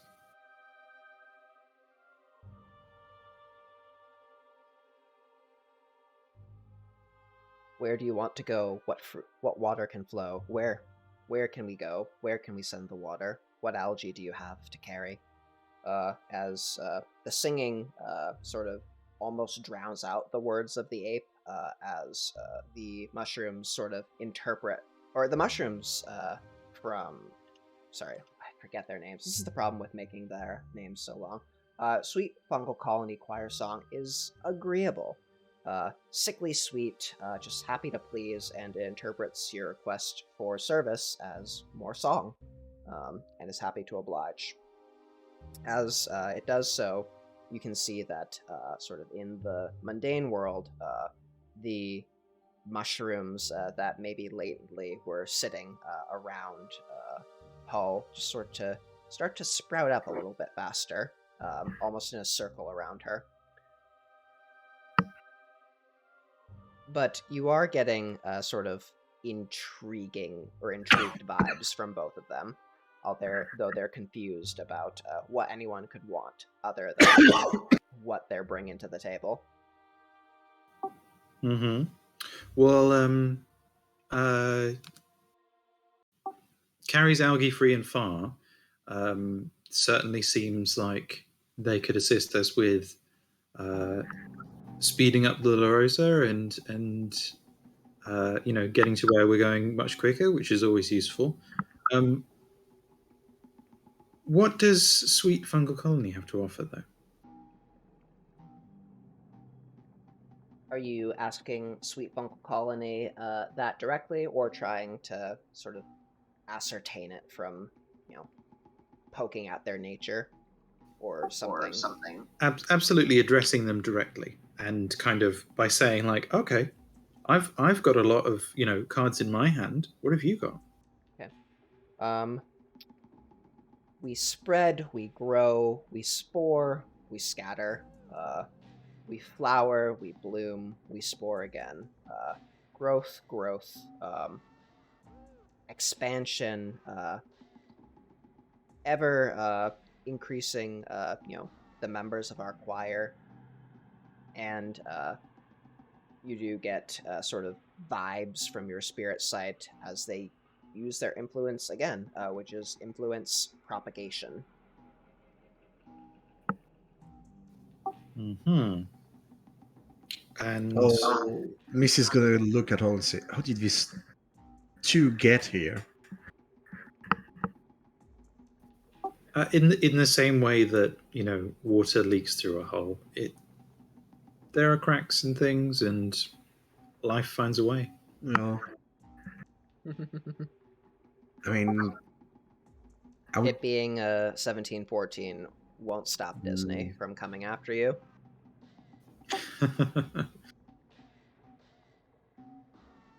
Not particularly fond of them. You don't like their song? And Miss is just looking at the two entities and just grumbles a bit, like, looks like they're here to cause problem mostly. But you offer more food, better food. What could be more food than this here? Well, I can easily offer the very essence of your being, and I can provide that source. I can provide protection, and I can also take it away. And I think what might be fun is doing a kind of larger scale spirit veiling to just hide a big chunk of the ship from them. Yeah. So yeah, sure. I'll assume that or I'll sort of anticipate what you're going for and say that you can veil the ship and its resonance from them. Yeah, that's the Okay. idea. Cool. I'm not gonna make you roll for it again. You can get it off, and as you sort of form this imago, what's going through your supernal mind? Well, just as in the construction of a ship, you start with the bones of it, and you build upwards and upwards, and eventually, the bare skeleton that was open to all is covered up, and all of the life and energy inside of the ship is completely sealed off by the hull, and because what is inside belongs to the hull, what is outside is on the outside, and she basically kind of moves the notion of where inside and outside are from physically to conceptually, and saying, well, these guys aren't part of the ship, they are not part of the crew, therefore they cannot see the ship at all. Okay, I like it. So as you sort of cast the spell, I imagine you sort of punctuate your words with the casting of the spell, and you work your will to hide away this food that they're so hyper fixated on, that this essence, or rather this resonance that they eat to create essence, which is the source of their continued survival.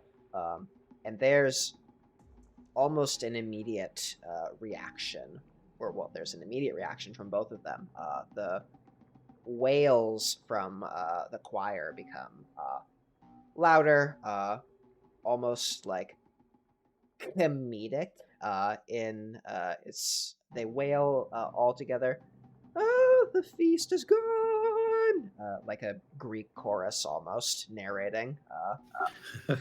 And the ape sort of almost wants to stop, sort of so taken aback as it, but it cannot stop, and so its feet catch out from under it, and it falls and rolls a bit before getting back to its feet and continuing to move.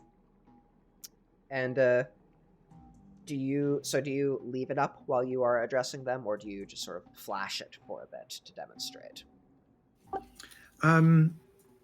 She leaves it long enough for them to kind of panic and stumble like that, and then brings it back, and kind of with a click of her fingers, to show that, yeah, this is me doing this. Mm-hmm. Okay. I think that give me a presence plus intimidation roll +3.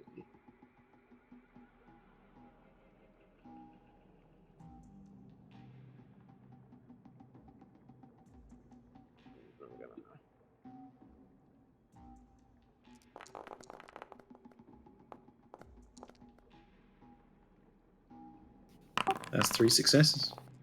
Cool. Yeah. So you may consider them both adequately intimidated by the threat of, well, losing their free ride. Since there's no competition out here, resonance for days, no smaller spirits to compete with them for it. The reason why spirits come from the spirit world over to the flesh in the first place, despite the essence bleed, and they are willing to cooperate, to provide service, to help in exchange for essence, which is it's 2 dots to channel essence, right? Because it naturally just sort of flows around. So this is something Yeah. that Paul can do. Cool. Yep. Cool. So you mentioned that asking Carrie's algae carries it algae-free and far. Has an obvious role, speeding the roll of the ship, carrying the water or surrounding the ship and the ship itself quickly. What service do you ask of from Sweet Funkle Colony Choir Song?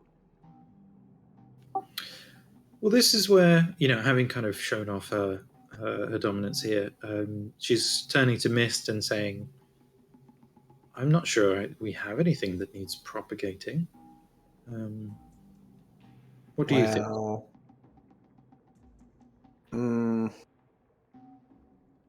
I do know certain edible mushrooms could be useful, but Growing her own food? Food, medicine, recreation, something like that. Otherwise, I don't really think we have anything that needs any propagation. No. Perhaps, growing a stock of our own spices or something? I don't think Herbs? I will. Not here, not in La Rosa. Not enough space, not enough dirt. And it would for be. mundane means. Yeah, true. But it's like. And it would cost too much water to keep them alive. Well, our singing friend doesn't seem to be overtly hostile. So, as long as it understands that it isn't to use its influences in ways that will impede us, it's welcome to stay. And I will be keeping an eye on it. All right. I mean, as long as I don't rot the hull, then. Exactly. Yeah. And I so guess it's fine. the idea being that it can stay and feed to its heart's content as long as it keeps that the sort of the rot that it's doing contained to. I think we could probably rustle up like some old planks and things like that, and to keep it contained to that. And should we need a favor, then we can call on it and see about, providing more essence. Okay. Sounds like the beginnings of a happy little arc. Alrighty. So family. that taken care of. Dinner is prepared and served. What else have we got as a priority for the Cabal to work towards? I know you both have long-term aspirations. Anything towards those, or anything else towards preparing to confront Steward of the far-off Shining City? We don't have a scout, so I assume that you want all three of you before sailing into Havana. But if there's anything else to be done about, that, even going to Havana itself, without going to, accept the invitation or wherever. I just think that before the meeting, we'll wait for the three of you. But anything else is on the table. Did we determine what skill Crimson Gull gave me? What she gave you? What are her mental skills? Sorry, I meant. Oh, I think that medicine for sure. For the merit. Yeah. Let me take a look. I might have it in my notes or in Dark Arrows too. Medicine for sure, as you're right. Probably occult. Yeah. And maybe something like streetwise. I don't remember exactly. Yeah. The whole deal with it. Let me look at her. Academics. Oh, okay. So, medicine, occult, academics. So, those are the skills she has as a mentor. Well, maybe she could do. She also has brawl 4 and intimidation 4, but you know. Yeah. Okay, cool. Maybe she could help us by. Maybe Miss could ask her if she knows anything about a far shining city. Any legends, any hearsay or thing like that. Yeah, you could write a letter. Yeah. Oh, I don't. And I um, was just thinking, oh, maybe space or mine, but oh, I have none of that. right. Well, you could swallow your pride and ask someone else to write this letter for you, which would be an instance in which Also, your illiteracy impeded you, which would garner a beat. Also, conditions, yeah, remember? yeah, I think he's gonna ask Cole to write it for him. Like he's gonna try, and he's making progress, but still be between learning medicine, learning magic, and learning to read and write. It's not quite there yet. Yeah, I think John would be, because John is quite interested in sharing information and learning and seeing people's perspectives. So I think John would probably be happy to teach, walk Miss through learning to read and write and stuff. Oh, he's already learning. He's just not, he's. Yeah, and they don't have Duolingo right now, so. He's learning. Summoning an owl spirit. Yeah, he basically doesn't have the fluency yet to write about esoteric matters. So yeah, he's gonna ask John or to just write a letter to Crimson Gull for him. After a bit of Yeah, sure. wasting quite a bit of paper, he's like, yeah, I can't fucking do this. And um, the funny thing about owls as a symbol of wisdom is that purportedly they're actually quite stupid compared to other birds. yeah, but not that smart. Um, okay, yeah, I'll mark down a beat Nice. or I'll throw a beat into the pot rather. Oh And yeah, I haven't. Oh yeah, right. There should also be one for my informed condition, I think. right, yes, the Before I Spanish, forgot. and I forgot. Um, okay, cool. Uh, any I admit that I don't have a whole lot else planned for. Well, Right. Actually, I do have something planned. That could come up. I think Which that's also is right because we don't have Scott with us. sure. I don't Um, mind continuing, but I don't mind also, waiting I for. Oh, sorry. Go ahead. so at dinner, you're both in the hall. You probably are sitting, chatting, maybe with each other, maybe with Anselmo, maybe, or no, sorry, Balthazar.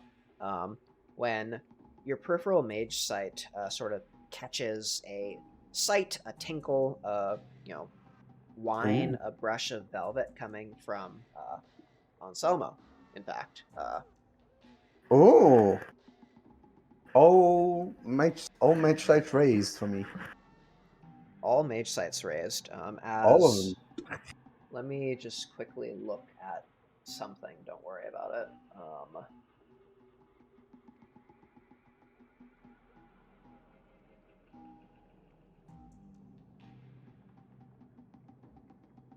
Yeah, so with all your mage sights up, with time, no temporal anomalies, time is flowing at the same rate that it normally flows, maybe a little bit slower because you're at sea, and you know how long voyages tend to do something weird to time. Fates, the normal fates, promises being sworn of what they'll do when they get back to shore, oaths being sworn at the loss of the round of dice, with death, Mm-hmm.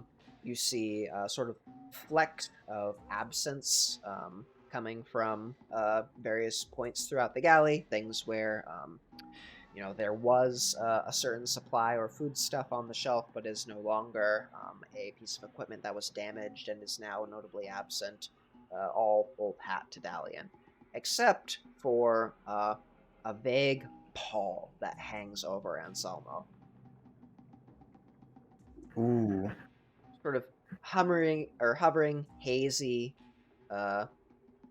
indistinct, chill. In depth, What, right? Which arcana was the peripheral? Death. I think it was death. Oh, what sort of resonance is spirit sight picking up? Picking up throughout the cafeteria, expected resonances of boisterousness, of food, of sweat, especially. But from Anselmo in particular, I'll say that he is resonant with sort of the same physical bits as the rest of them. He's got sweat. He's got a little bit of gangrene in him, but he is also resonant with grief.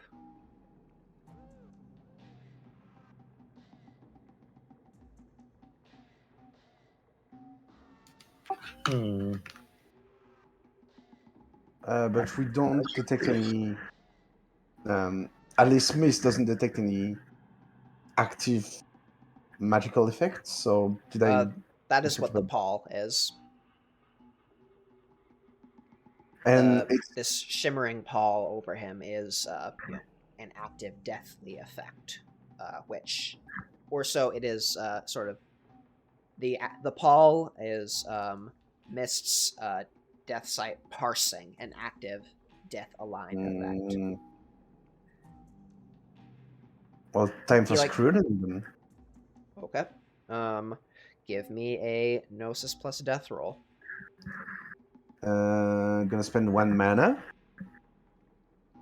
and a willpower. Because why not? Death and Gnosis.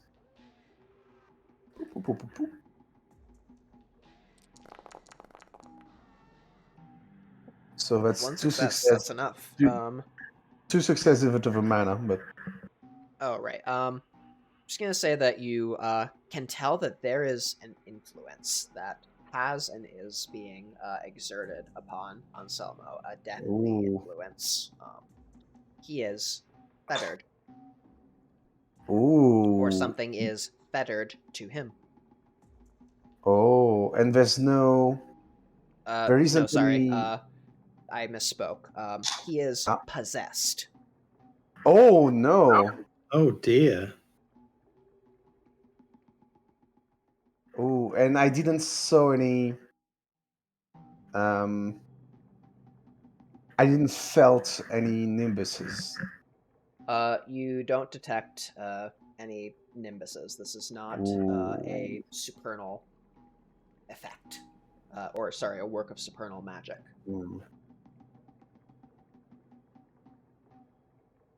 And I will note that you only have the 1 dot in death, so you do not have the 2 dot death attainment. Yep. Can still do sort of unveiling and knowing and stuff, though. Correct. Absolutely. You just don't get it for free with your active mage sight. I guess he's gonna glare at Anselmo and cast some sort of exorcist eyes, but for ghosts, Dead eyes, maybe? I don't know. Necromancer eyes? Yes, there is certainly a death unveiling spell, which will show you ghosts which are in the area and let you speak with them even. There's an example spell called Speak with the Dead. Well, yeah, but if he's possessed, the ghost is already in him, isn't he? Or What? what was the objection to If he's the death possessed, unveiling spell? Yeah. if he's possessed, then the ghost is already here. He's already inside Anselmo. So we So you reckon that you might not be able to see the ghost if it's possessing mm, someone?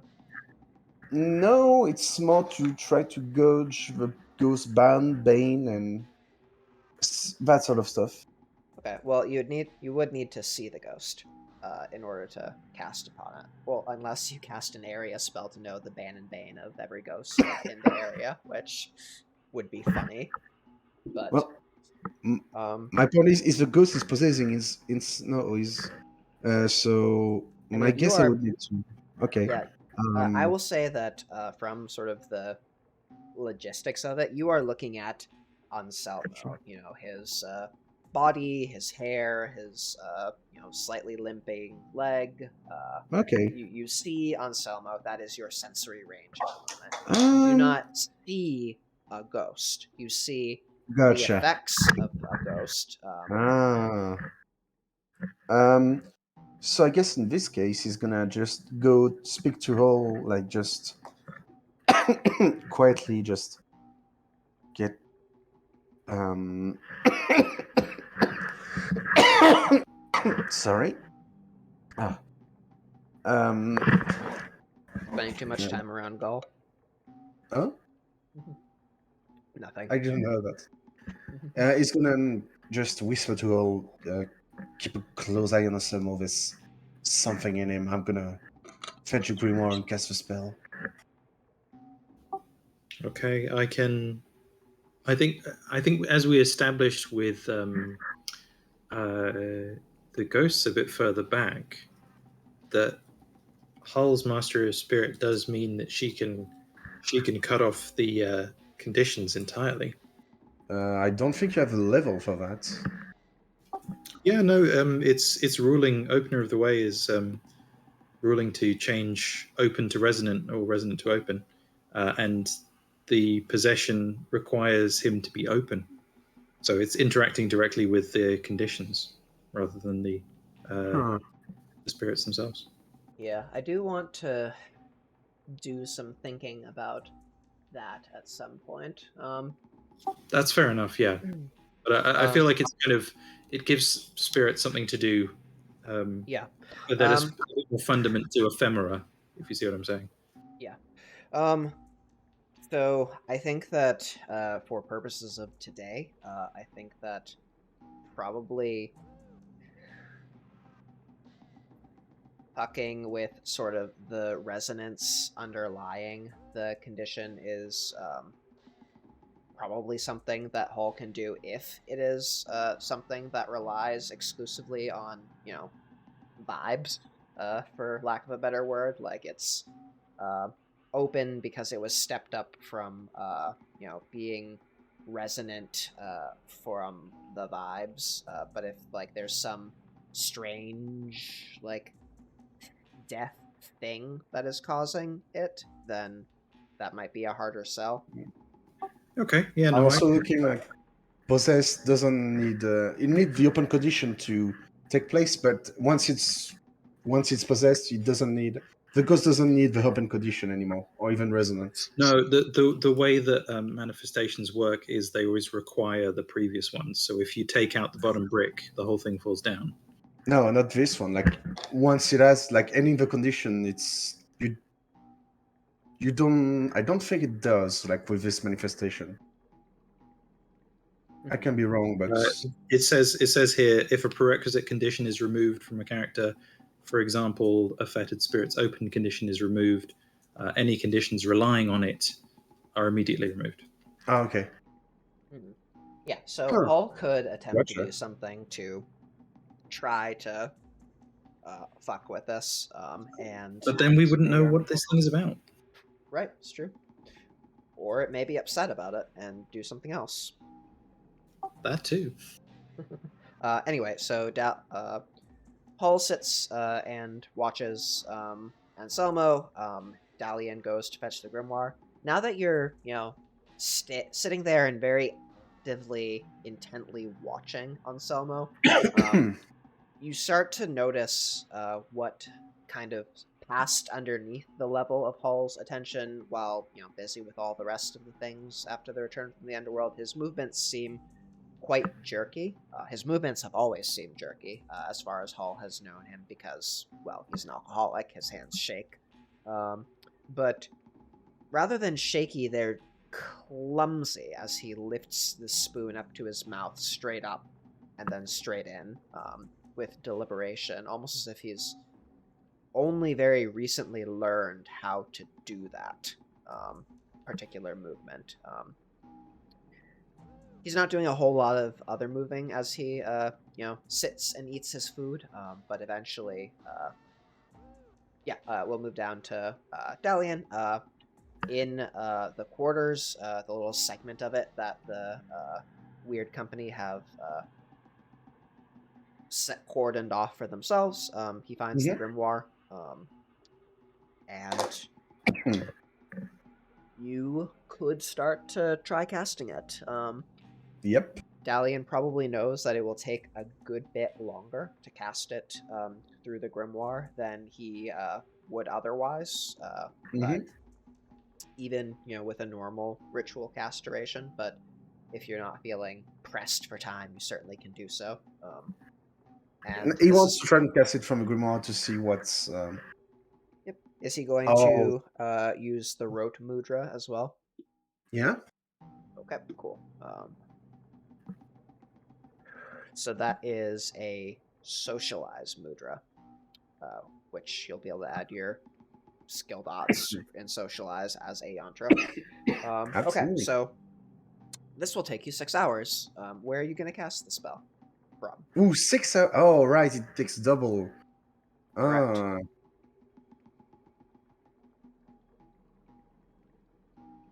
I don't think he's going to cast it from a grimoire then, because that's a bit too long. Okay. Thinking, Sure, that's fine. He could just cast it without using the rote at either normal ritual duration of 3 hours or just instant casting it. He's gonna try to cast it quickly. Okay. And he's probably gonna not concentration. I don't think I'm gonna be able to use many yantras. I don't have many tools. Am I ready? I'm gonna use my dedicated tool because I'm absolutely going to do paradox. So. And your tool is the necklace, which is a teardrop. Yep. Okay. So this is an unveiling spell, right? Tools which evoke sort of uncovering or seeing or noticing things, such as glass, looking glasses, mirrors, bowls of water, perhaps other such things resonant with both that symbol and the acanthus path could be perfectly valid tool yantras. It doesn't have really much. It doesn't have a lot of tool at the ready, so. Oh, yes, the seed of a river of death. Yeah. I think that that could be a +3 sacrament yantra, or a +1 tool yantra, I think. I'm gonna go with +1. Uh, So I need to spend a mana.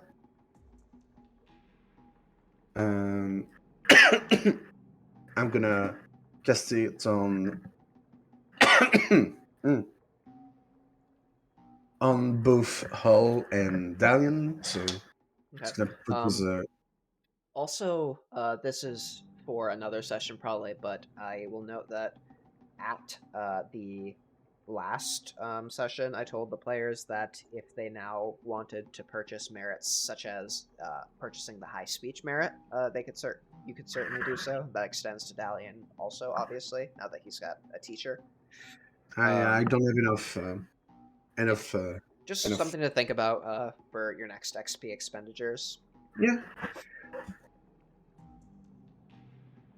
I'm gonna bank on the ghost having a same language as us. with some luck. So let's roll. First, let's roll paradox. To that. Oh no, minus. How much does a dedicated tool reduce it again? I don't remember. -2. Oh, so -2 it's paradox dice. So okay. there should be a checkbox that says dedicated tool somewhere on the form, and Yes. you just check that. Let's do this. Cool. Nice. Let's cast the spell.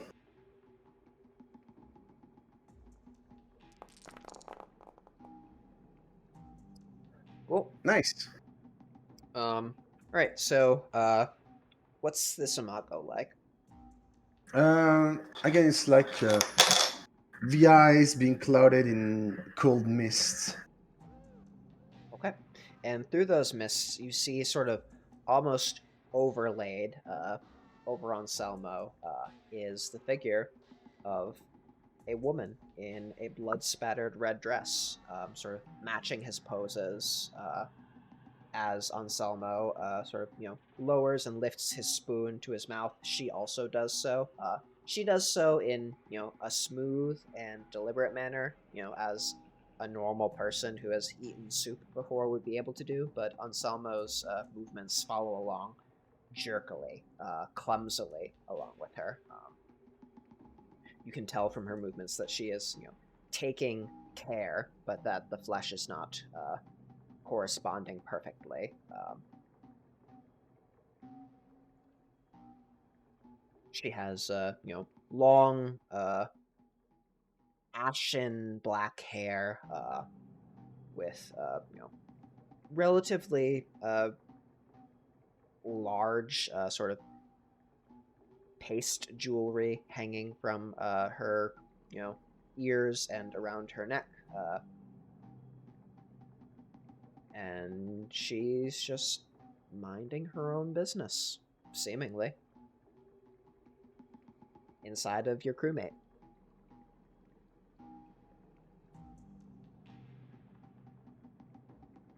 Well,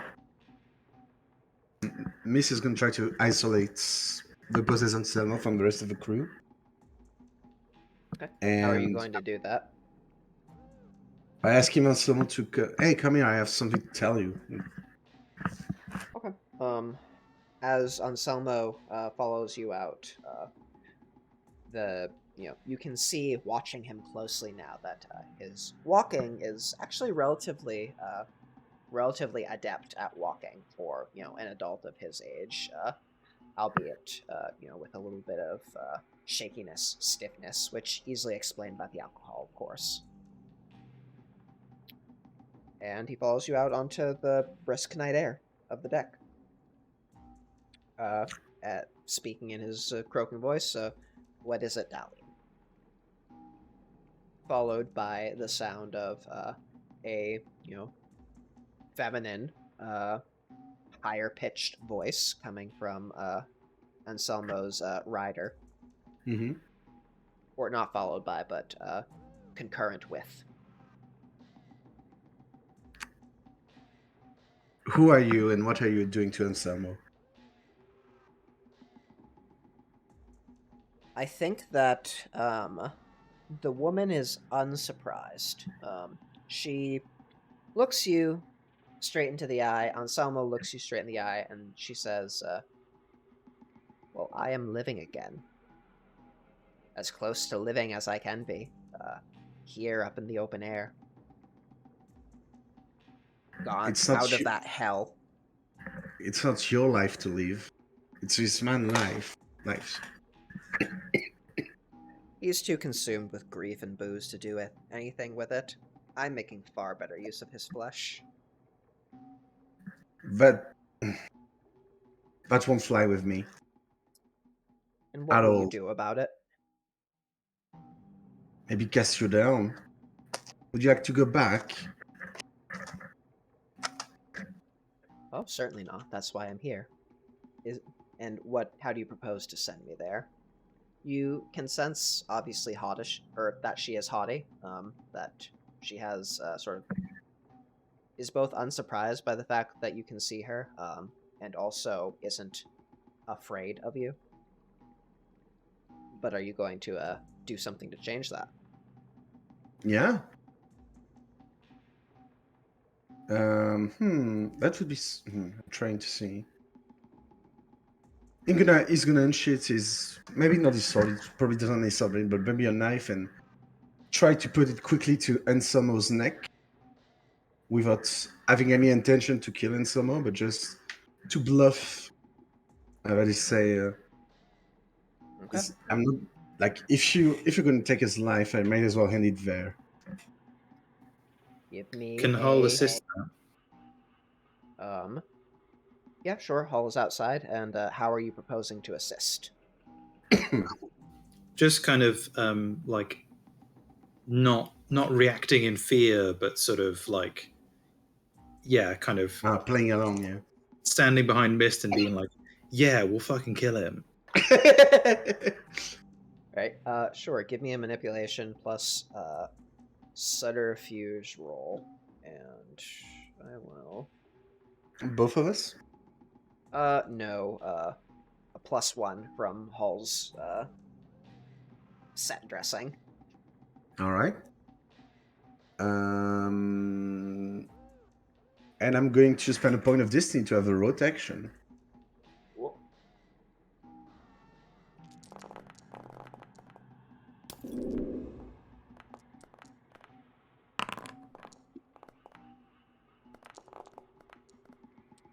That's a lot of dice. That is a lot of For dice. only 2 successes. Oh, God dear. damn it.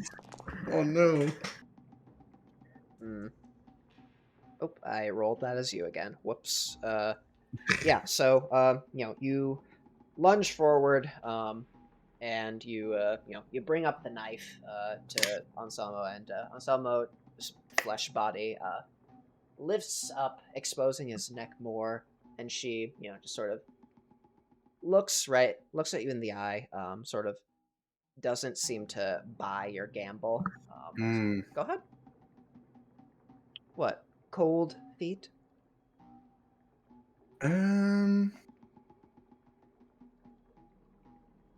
Let's see. I'm not hurting anyone here.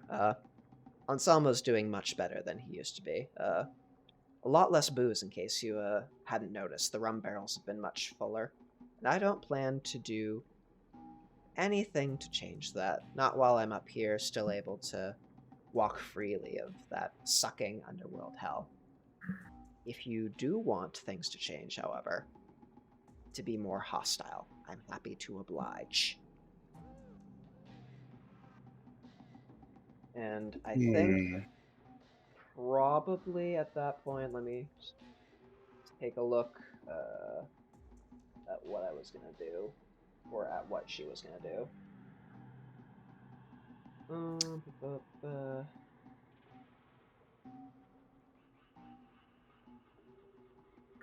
Yeah, so there is a pallor, a chill that sort of washes across the both of you, almost as if the sea breeze stiffened to a gale, piercing through the oilcloth of sort of your outer garments.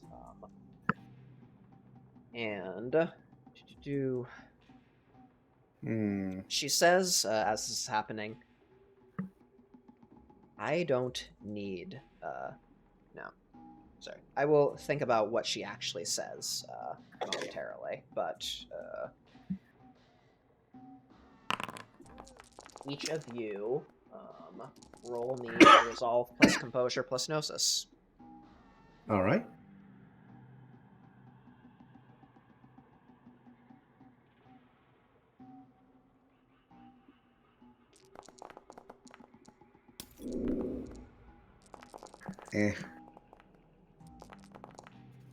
Oh, so close.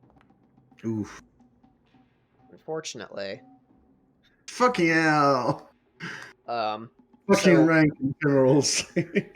There is fear within you, a distracting amount of animal fear, of the terror of the living, of that state ending, of the beyond, of the violation of one's own biology, the sudden awareness of the fragility of the squishing, squelching flesh within which you occupy, which is also you, but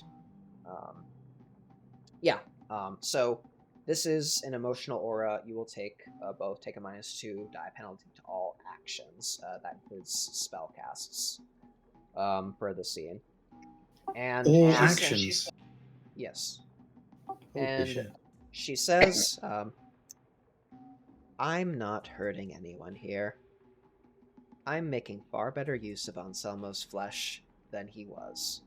If I need to hurt someone to retain my freedom, however, I will. Do we understand each other?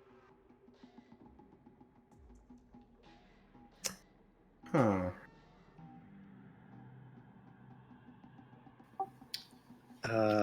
This isn't good. Nope, but I have enough experience to buy a Dock of Arcana. Let's see if Well, hmm, you certainly can do that, better. but I will say that probably not at the spur of the moment right now. After this encounter, certainly, there's been a lot of deathly phenomena. If you wanted to purchase death, that is. I don't want to assume. I feel like this is a pretty good cliffhanger moment to leave it on. Yeah. Yeah. Okay, cool. I will remind you that you have a condition that lets you convince someone of something that sounds like a good time once. But yeah, cool. We'll leave it there. And we will move over to experiences. So we've got 2 experiences from showing up. Thanks for showing up. We have 2 from conditions, and we'll do aspirations and obsessions now. Then, so Paul, what have we got? In terms of aspirations, I actually forgot to update my short-term aspirations, so I've done that now. And I don't think we're really any closer to commandeering a flagship for the long term. Mm-hmm. For yeah, obsession, I think that sort of for that one, I think that if we want to be really obvious about lamp posting next session and finding a particular ship that is going or we can say that you found the manifest implying that another ship that's quite large is going to be going on this route in a month or so, and make that a dedicated session, then we can, just so it gets screen time. or I mean, we could nick a flagship from Havana. Yeah, you certainly could. Make our escape on that. Don't know. A good thing to keep in mind. Okay, cool. So obsession then. Obsession. I mean, I feel like the permeable nature of all boundaries. That was certainly in the scene with the spirits. Yep. I wonder if discovering the grimoire and particularly the detail with the company, the Codex, kind of eroding that stuff would be relevant to it. Yeah, sure. And I will also give you an arcane beat for that experience of experiencing, well, the Codex. Cool. And I think certainly Anselmo getting possessed feels right, like yeah. Definitely gonna get to that. All right, and missed aspirations and obsessions. Find trace of my mother for aspiration. Yeah, you did. And obsession, better people life through the use of magic. Yep, you definitely did that. Okay, so both of you have actually, I think Do you think this was their first time witnessing rank 2 spirits over here in the flesh? I imagine so. They're relatively rare, right? Yeah, it's a pretty big deal having a rank 2 right there in front of you, yeah. Yep, 2 of them even, and singing. Okay, and Anselmo Anselmo's possessed state and the fearsomeness of this ghost is worth another. Okie dokie. So that is 5 regular beats. So you will each get 2 beats. 2 regular beats each. Am I gonna type this as someone? I am typing this not as Hall. Okay. 2 regular beats each, and 5 arcane beats for each of you also. 5? You've witnessed a lot of cool shit, Oh, damn. and you each proc your obsession. Ooh, I'm Possibly one away multiple. from another Arcana. Those are arcane beats next to your deals, just to clarify, as always. All right, cool. Anything else anyone had in mind to talk about? Any outages for 2 weeks from now to know about? No, but 29th shouldn't be an issue for me. yeah. Cool. It shouldn't be an issue for me. I want to talk a bit about the game, though. Sure.